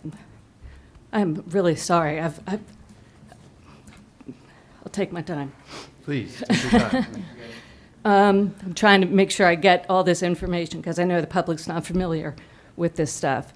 The other thing to talk about is that the amount of traffic going eastbound and westbound that would exit the site, assuming 50-50, means about 60, 65 cars going either direction on Springfield Avenue, which is below the 100 trip threshold considered significant or worthy of analysis. The conclusion is that the amount of traffic, even at this highest level, would not create a negative impact, and our site driveway would operate safely and efficiently. And also thinking about a typical church, when the service is over, people queue up, and there's plenty of queuing area on the site to have vehicles wait before they enter the Springfield Avenue corridor. The other part of the analysis should take into consideration the fact that the average attendance is only 161 people, whereas the analysis is based on 300 people. So we've done an over-projection, I'll say. I need a sip of water, excuse me.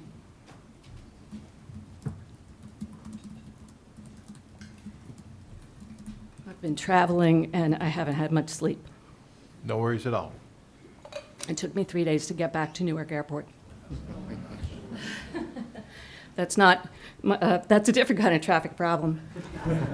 So talk about parking now, because we've analyzed the driveway, safe and efficient. Certainly we're up to county approval, but this analysis would be acceptable to them, as was also noted in your Collier's traffic review. They found our analysis to be acceptable and in keeping with industry standards.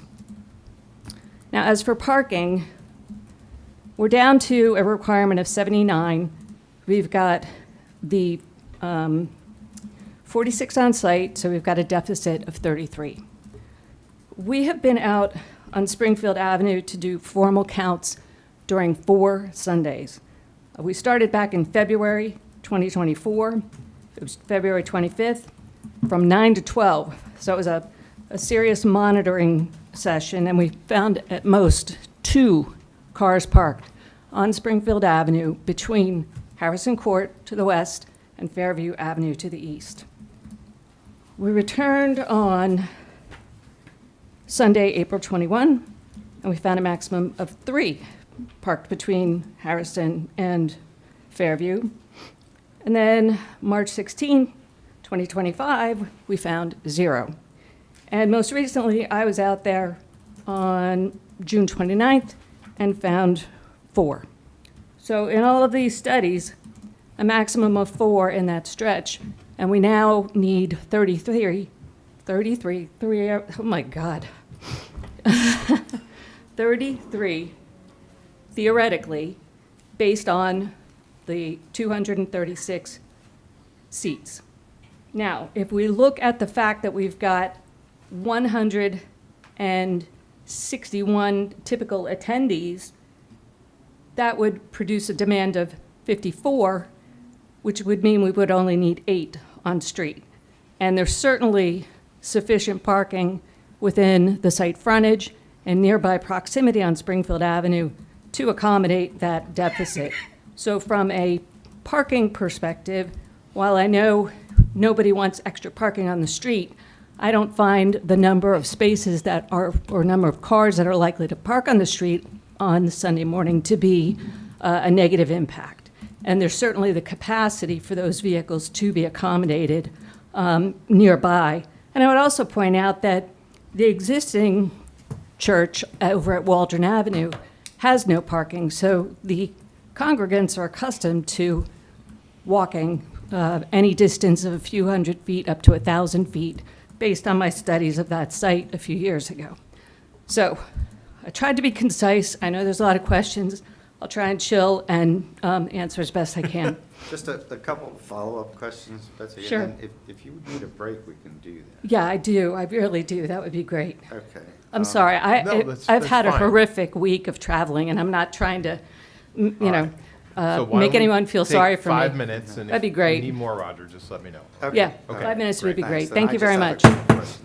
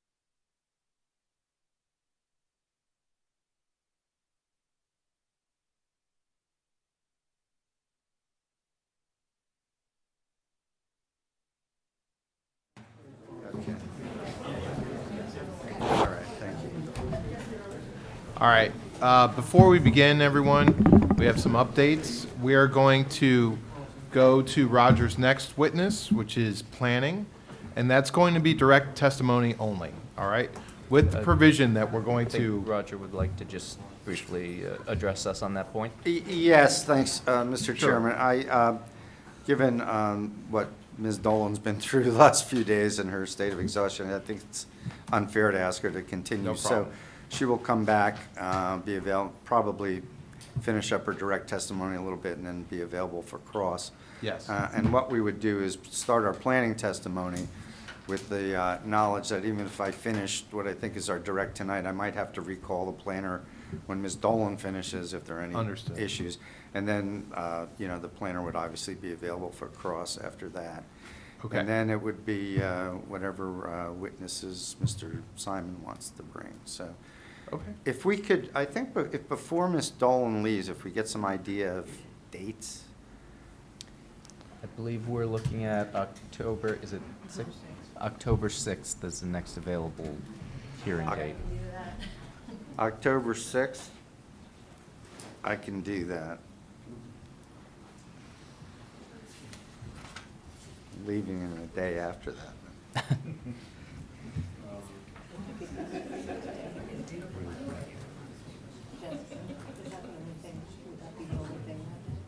There is one other application on that day right now, 23 hours ago.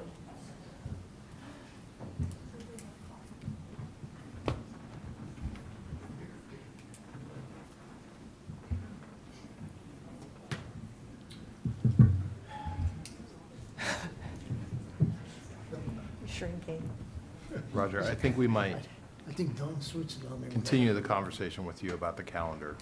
I just was trying to Okay. get a date before Betsy left, Okay, because her availability is key. I mean, she's going to be first up, understood. yeah. So we'll confirm that, but I think we're looking at October 6th as the next Okay. available. Okay, Okay? all right. I won't be traveling then. Yeah, I have another commitment on October 6th, but I'll get coverage for that for a board who I represent. I just asked that if there's going to be a change in the calendar, that I be in the loop. Sure. Thank you, appreciate it. Absolutely, Absolutely. yes. Okay, Roger. Okay, thank you. Then I would Yes. call Kate Keller. And just so we're clear, it's just going to be for directive, Ms. Keller? Correct. Thank you. I'm going to close this because I don't think I need anything. Oh, sorry, is it, yeah, for the full doors. No, that's okay. I think I'm okay. Yeah.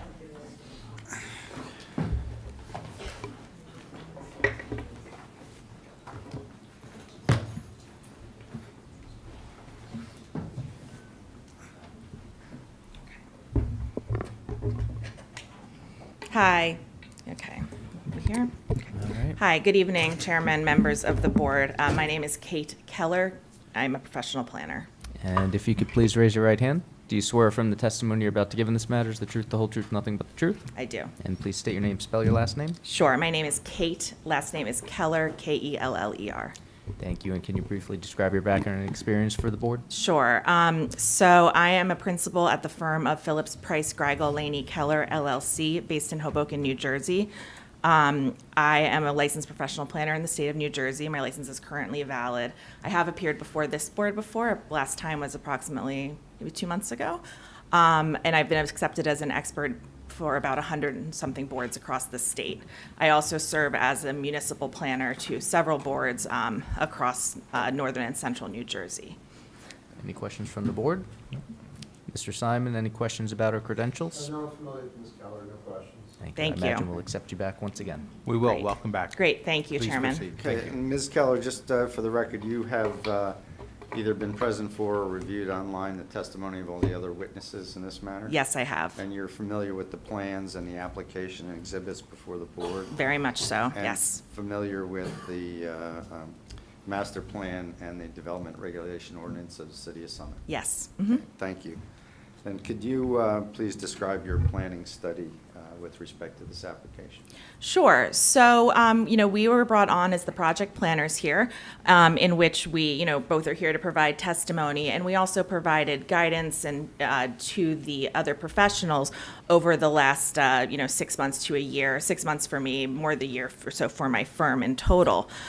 So what we're here tonight to do is to review the ordinances that we are now the variances that we are now requesting, which, as I will describe, have lessened significantly, in my opinion, from what we originally asked for when we first came to this board. So, as you've heard, this is the application to develop a new house of worship on the former American Red Cross site, which is currently a vacant building. This is located along Springfield Avenue, and this is a site that has not served even though it's located in the R15 residential zone, this site has historically been a commercial or non-residential use dating back to, I believe it was the 1940s. So this is a site that has not been residential, although it does have the underlying R15 zoning. So in the R15 zone, houses of worship, such as the one that's proposed here by Beacon, are permitted conditional use. That means that the city council has, determined that this use is appropriate in this zone. And this is the case where, as is the case in Summit and in many other municipalities, where houses of worship are often permitted in residential zones because they're intended to be fixtures of the community. There's some in downtown areas in Summit, there's some in throughout residential areas in the city, which I'll go into a little bit later in my analysis. But part of the reason that these sites are permitted as conditional uses in the R15 zone is for that purpose, because this is a community where things are intended to be walkable. There's a school, there's parks, there's churches, all things of a civic nature. So that said, we are here tonight for a few reasons. The first is that we do not comply with several of the set forth conditional use standards in your ordinance for houses of worship. I will note that previously we had requested an FAR variance, a D4 variance, but the FAR of the site has been reduced substantially so that it is no longer needed. So by substantially, I mean, there was we changed the layout of the site, and then there was also some questions about what the basement was determined to be. But so at this point, the FAR variance is no longer required per the letters of your board professionals. And that's been testified to previously by our other witnesses. So we also are here because there's a question about the proposed use of the solar canopies, whether how that's permitted or not, and I will get to that towards the end of my testimony. This is an accessory structure, but they are expressly prohibited in residential zoning districts. Then we're also looking at a number of bulk C variances related to parking, buffers, et cetera, which I will address as well. So starting with the D3, the conditional use variance relief that we're here for. There's a number of things that we are requesting, and I think that most of these tie to the fact that A, this is a slightly undersized property, which is one of the variances that we need. We are looking at 1.74 acres, where 2 is the minimum lot area for the conditional use house of worship. And that results in, things that I think that the list of variances, while there are several that we're requesting, in total, most of them are not very substantial, which I will go through. That affects things like building coverage, lot coverage, even the side yard when you look at how the site is currently oriented. So we'll go through all of those in my testimony tonight. But just a reminder to the board, as I'm sure you're all aware, the standard of proof for the D3 conditional use variance is not the same as a D1 variance. This was established, the D3 variance standard was established under Coventry versus Westwood, which is a case that basically says that the use has already been permitted in the zone. What we're really looking at is these standards, these ordinance requirements that were put in place to address certain bulk aspects of the zone, of the use essentially. And so the court's opinion in that case, and the standard of proof here tonight for the D3, is that the applicant has to demonstrate that the site can overcome any problems associated with the fact that the standard or standards of your conditional use ordinance are not met. So the question, I think, for the board's consideration is, can the site still function in an appropriate manner without having negative adverse impacts on the surrounding properties or the public at large. And that would be the negative criteria that you often hear in these variance applications. So with that said, and, I think I've touched on, the purpose of allowing houses of worship in the R15 zone to begin with, but I will go through the standards again, as I just said. So, first of all, I just want to reiterate once again, and I think that one of the unique features of this site is the fact that it has been used for non-residential use. It has not been single family, and at the same time, none of the adjacent abutting properties are single family in nature. They are all city owned. There are single family uses across the street, across Springfield Avenue, a county road, but every lot that touches this property is either owned by the city or by the school, and the vast majority of them are city parks. So that, I think, really, when we talk about buffers, et cetera, I just want everyone to keep that point in mind, because I think this is, I think you've seen how much thought we've put into all of the landscaping and making sure that the neighbors' concerns are met.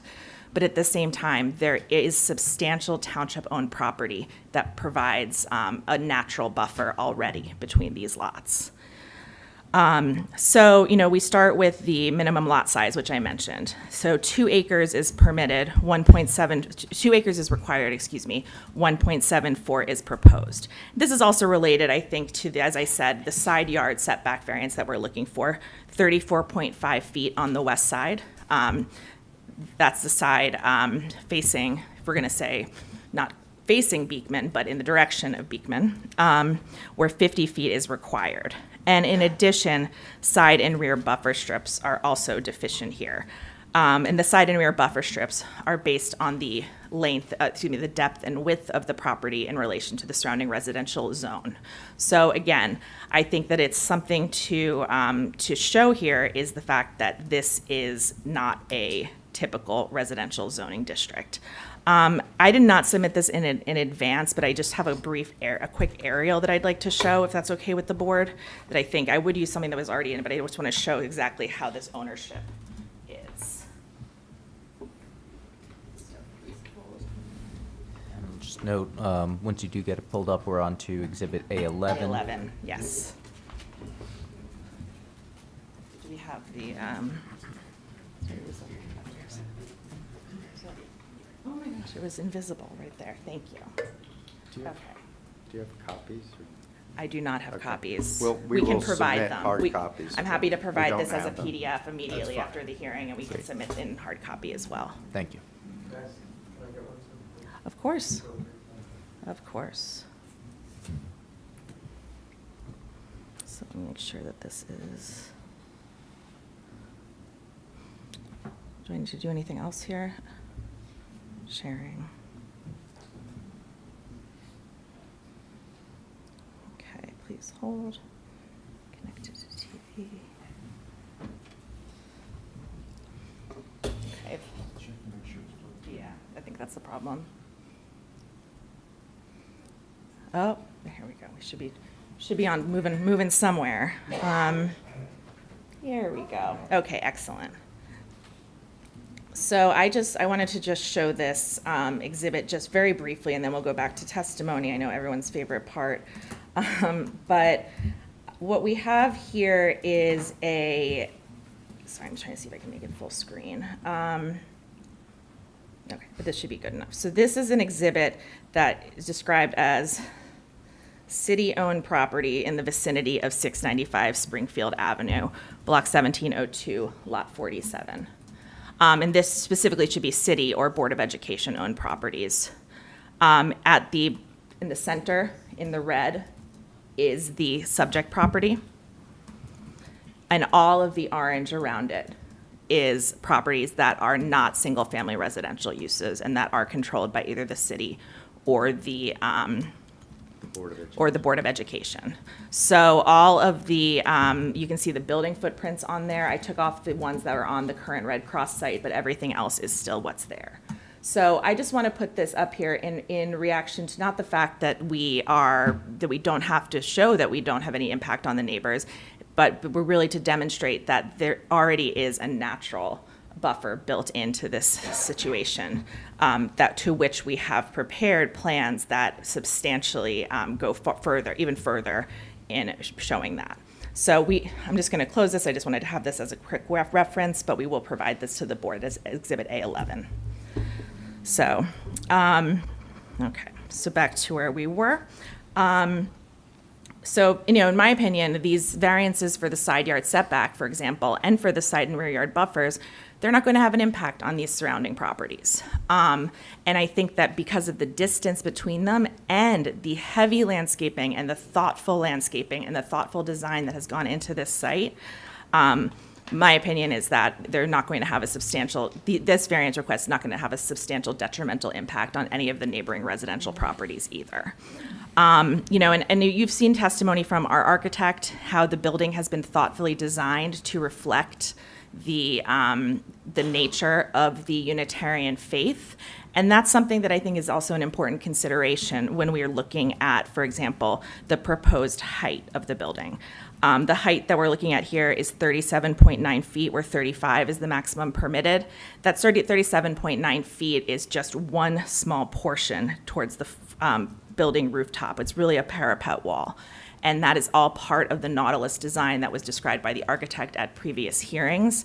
And in my opinion, that is really, it's the equivalent, while it's not exactly the same, it's the equivalent of a steeple or something similar. But while we are requesting a variance because it is not a steeple or anything else described in your ordinance, that's just one example of how the faith informs the architecture and the design of the site. And that is a C variance. That is a C variance, yes, because it is less than 10%. Yes, that is a C variance. Just in terms of covering, what we've discussed is, and all this is part of the request I'm going to cover is part of the lot coverage, the conditional use standards. We are requesting variances for lot coverage and building coverage. Lot coverage, we are proposing 48.7%, where 40% is the maximum permitted. And building coverage, we are proposing 16.2%, where 15% is the maximum permitted. These are both over what is permitted clearly. However, I'm not going to say that these are de minimis examples, but these are both, in my opinion, not significant variance requests. And you might say, especially with lot coverage, you're over 8.7% over. We have a site here that's undersized, so the square footage in general of the impervious coverage is not much different than it would have been. And I would also note that calculation does not include the green roof area, which, because of the way the ordinance is structured, there's no exception for that, but the green roof is approximately 2,300 square feet. So that's another percentage.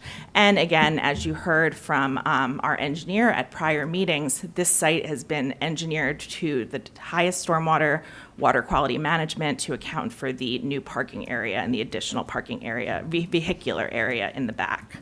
So, just based on these two things, I think that the building coverage and the lot coverage and the orientation of the building on the site, I don't think that these represent significant issues either.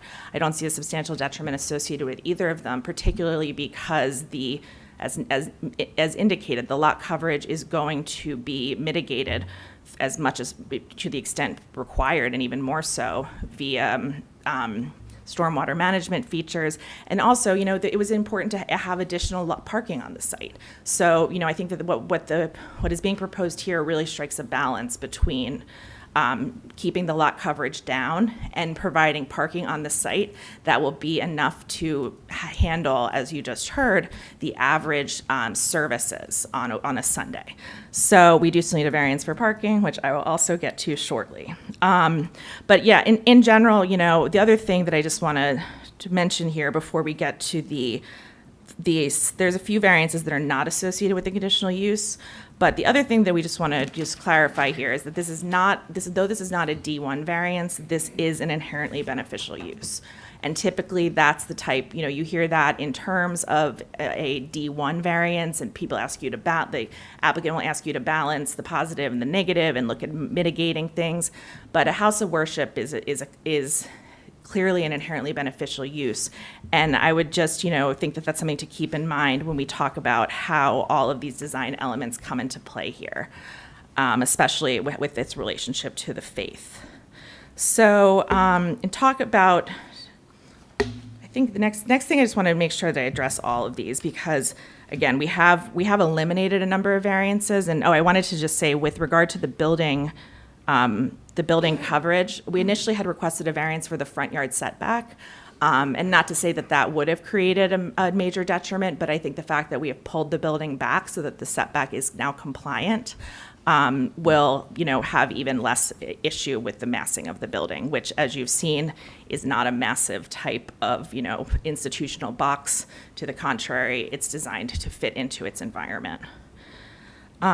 So then, going to the ordinance provisions that are C variance relief, in addition to the height, this is parking, where 46 parking spaces are provided on the site, where 79 are now required per the seating capability of the sanctuary and the other spaces in the building. I'm not going to repeat the testimony from Ms. Dolan that you just heard, but essentially this is a number that the church is comfortable with. The church feels that this will accommodate everybody and that there is plenty of parking on the street for normal service, which is, as you heard, is approximately 8 cars at most.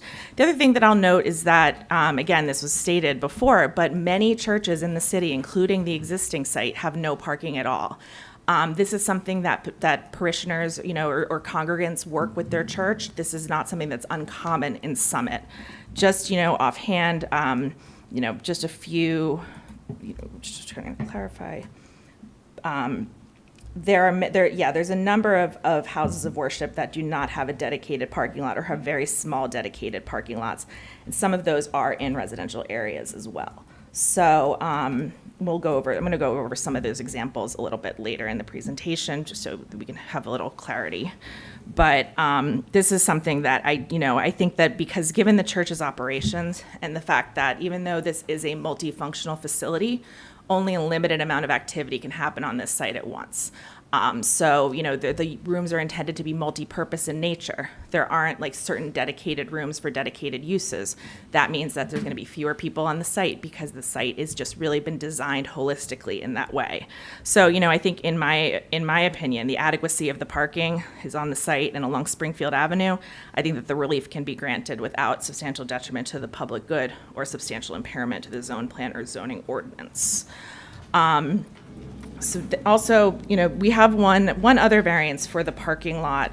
This came up earlier, I think, from one of the residents, and this is also in the review letters, is that there is a requirement to perhaps shade trees within a parking area, 1 per 10 spaces. And this is the type of requirement that applies to every non-residential site plan application in the city of Summit. So that's the same whether it's a house of worship with 46 spaces, whether it's a shopping plaza, something of that nature with 300 spaces, an office development. And really, it's intended to provide a visual aesthetic relief in these type of large commercial multi-row parking fields. And that's not what we have here. As you see on the plans, there is really a single module, there's the tandem spaces, but in general, it's not a large field of parking. It's been thoughtfully designed around the site in order to maximize parking, to allow for the most circulation. And also, by having the number of trees that are really around the parking area, not in it, that allows us to maximize the parking spaces on the site. So again, it's all about that balance of providing buffers, providing landscaping, keeping the impervious coverage to an appropriate, to a number that can be easily mitigated, and providing parking as needed. So, I think that overall, in the context here, that given the nature of the use, the need for the specific design of the building to comply with the tenets of the religion, I see really no substantial detriment to the public good or the zone plan if this application is approved for the previously stated reasons. And now there is just one more variance that I'm going to put testimony on this, but I would also have a question for your planner as well. And this is in relationship to the solar arrays. So the application stated, the review letters have noted that we're requesting a D1 use required a D1 use variance for this. Because solar arrays which are, canopies are not permitted in residential zones. But yeah, I think, I would ask the board to look at this, whether it is a use or a structure. In my opinion, what we have here is a canopy that is going to only support the electrical needs of the property. It's not going to be used for, any outside properties. We're not selling it, anything like that. And so, an accessory structure is said to take on the attributes of the use to which it is accessory. And this is a permitted conditional use in the zone. So, in terms of testimony for either a C or a D variance, this solar panels are in any type of solar photovoltaic facility is also an inherently beneficial use in the state of New Jersey as set forth in the municipal land use law. And, I won't go through the whole balancing test because I think that most of the testimony that I gave already applies here. But I think that between the location of the solar canopy on the site, the inherent benefits that it provides by having a essentially, 100% net neutral grid operating, within this property, and the fact that the screening and the landscaping have been thoughtfully designed so that they will be really essentially hidden to the extent possible, as you saw in the exhibits from the architect. My opinion is that, that any detriments associated with those have been mitigated by these conditions that we've really put on ourselves. And so therefore, I think that the variance can be granted. That is, I believe, the full coverage of what we were requesting tonight. The only thing that I just wanted to talk about briefly, because I mentioned it before, is I wanted to show a quick comparison, which I'll keep this verbal, not visual, for everyone's confusion's sake. But just, looking at a number of churches, number of houses of worship in the city that either do not meet the 2 acre minimum, do not have parking on site, et cetera. And I just, I think that these are all places that are an important part of the community. And I don't think most people here would say that because of these conditions that they are a detriment to the neighborhoods in which they are located. For example, Christ Church at 561 Springfield Avenue is on a 1.419 acre site. That's a slightly different neighborhood. There's residences right nearby. There's multifamily, new residential uses there. And so that is a site that is substantially undersized compared to here and also has higher lot coverage. In terms of we also have the existing Beacon site, which we addressed prior. There's the United Methodist Church, that's on a 1.08 acre site. And I believe they have either no or minimal on-site parking. And then, in addition, there is the JCC at Summit, which this board or prior versions of this board were well aware of in terms of applications. But that is a site that is located on slightly less than 2 acres, similar to this. It's about 1.83. And they have, they got approval from this board, and they are functioning in a way that has no detrimental impact on the surrounding neighborhood. So I think that that's just something to look at here, because I know that there's a lot of residents in the audience here who have voiced their concerns over these meetings, that they think that they're afraid that this proposal will have a negative impact on their quality of life, their view out their window, something like that. And I think the answer here, or my professional opinion is that, just based on the proposal at hand, I don't think that that's the case. Development will have an impact. Every development has an impact. But will there be a substantial detrimental impact associated with this new development? My thought is no.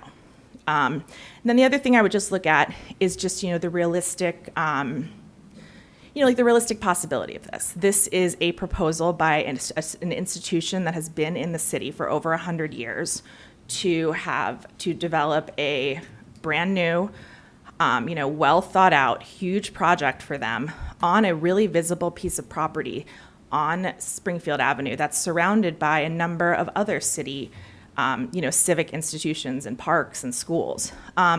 This is not something that is going to be able to, if this were to be approved and constructed, I don't see any way that this would be a detriment as opposed to a benefit to the neighborhood.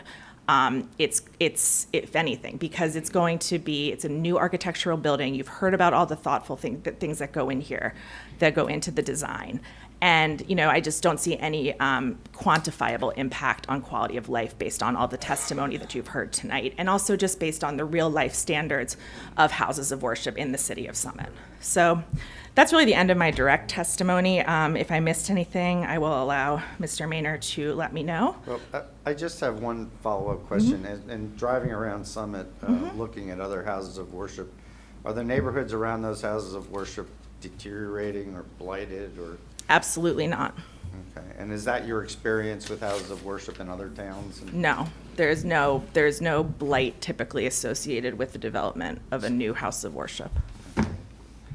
Mr. Chairman, that's our direct testimony. I think that's the end for tonight. Great. Ms. Dolan will come back October 6th, and I may have to recall Ms. Keller after that's done, and then we will go with whatever Mr. Simon is going to present. Okay. But it's not 11:30 yet. Can I stay till then? Wait, I was just, Forced to have it. I don't know where to go. Roger, John just brought to my attention, I may have missed one variance. It's very similar to other ones, but we are deficient in parking setback 15 feet. This is the same as the rear yard buffer. And my same proofs that I stated apply, as this, it's not adjacent, it's adjacent to a residential zone, but not a residential use. It's being screened thoughtfully in appropriateness with the grading and the surrounding area, and I don't see it having any substantial detrimental impact. So just want to make sure that was covered. Thank you. So, Great. So we'll have you back for questions from our experts and our board and the public. absolutely. Absolutely. Thank you. Thank you all. All right. So we need a motion to carry it until October 6th with no further notice, I imagine. And council waiving the timeframe to act? I Yes. hereby waive it. Thank you. So moved. Get a second? Second.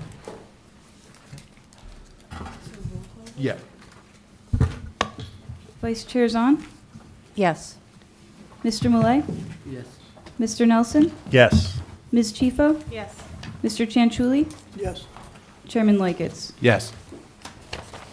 Thank you all. All right. Appreciate it. Thank you, Mr. Chairman.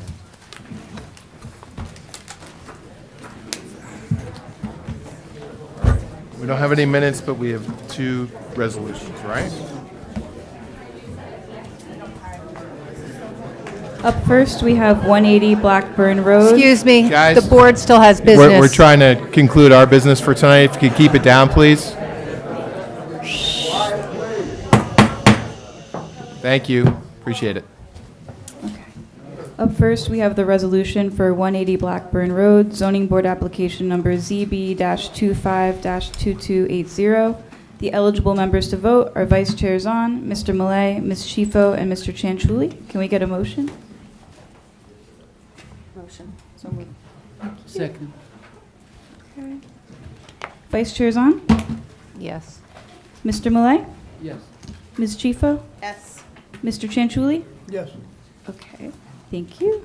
And next up, we have 3234 Twombly Drive, zoning board application number ZB-24-2273. The eligible members to vote are Chairman Liketz, Vice Chair Zahn, Mr. Nelson, and Ms. Chifo. Could we get a motion? So moved. Second. Thank you. Chairman Liketz, Yes. Vice Chair Zahn, Yes. Mr. Nelson, Yes. Ms. Chifo. Yes. Thank you. And no minutes. All right. Can I get a motion to adjourn? So moved. Second. All those in favor? Aye. All right. We are adjourned.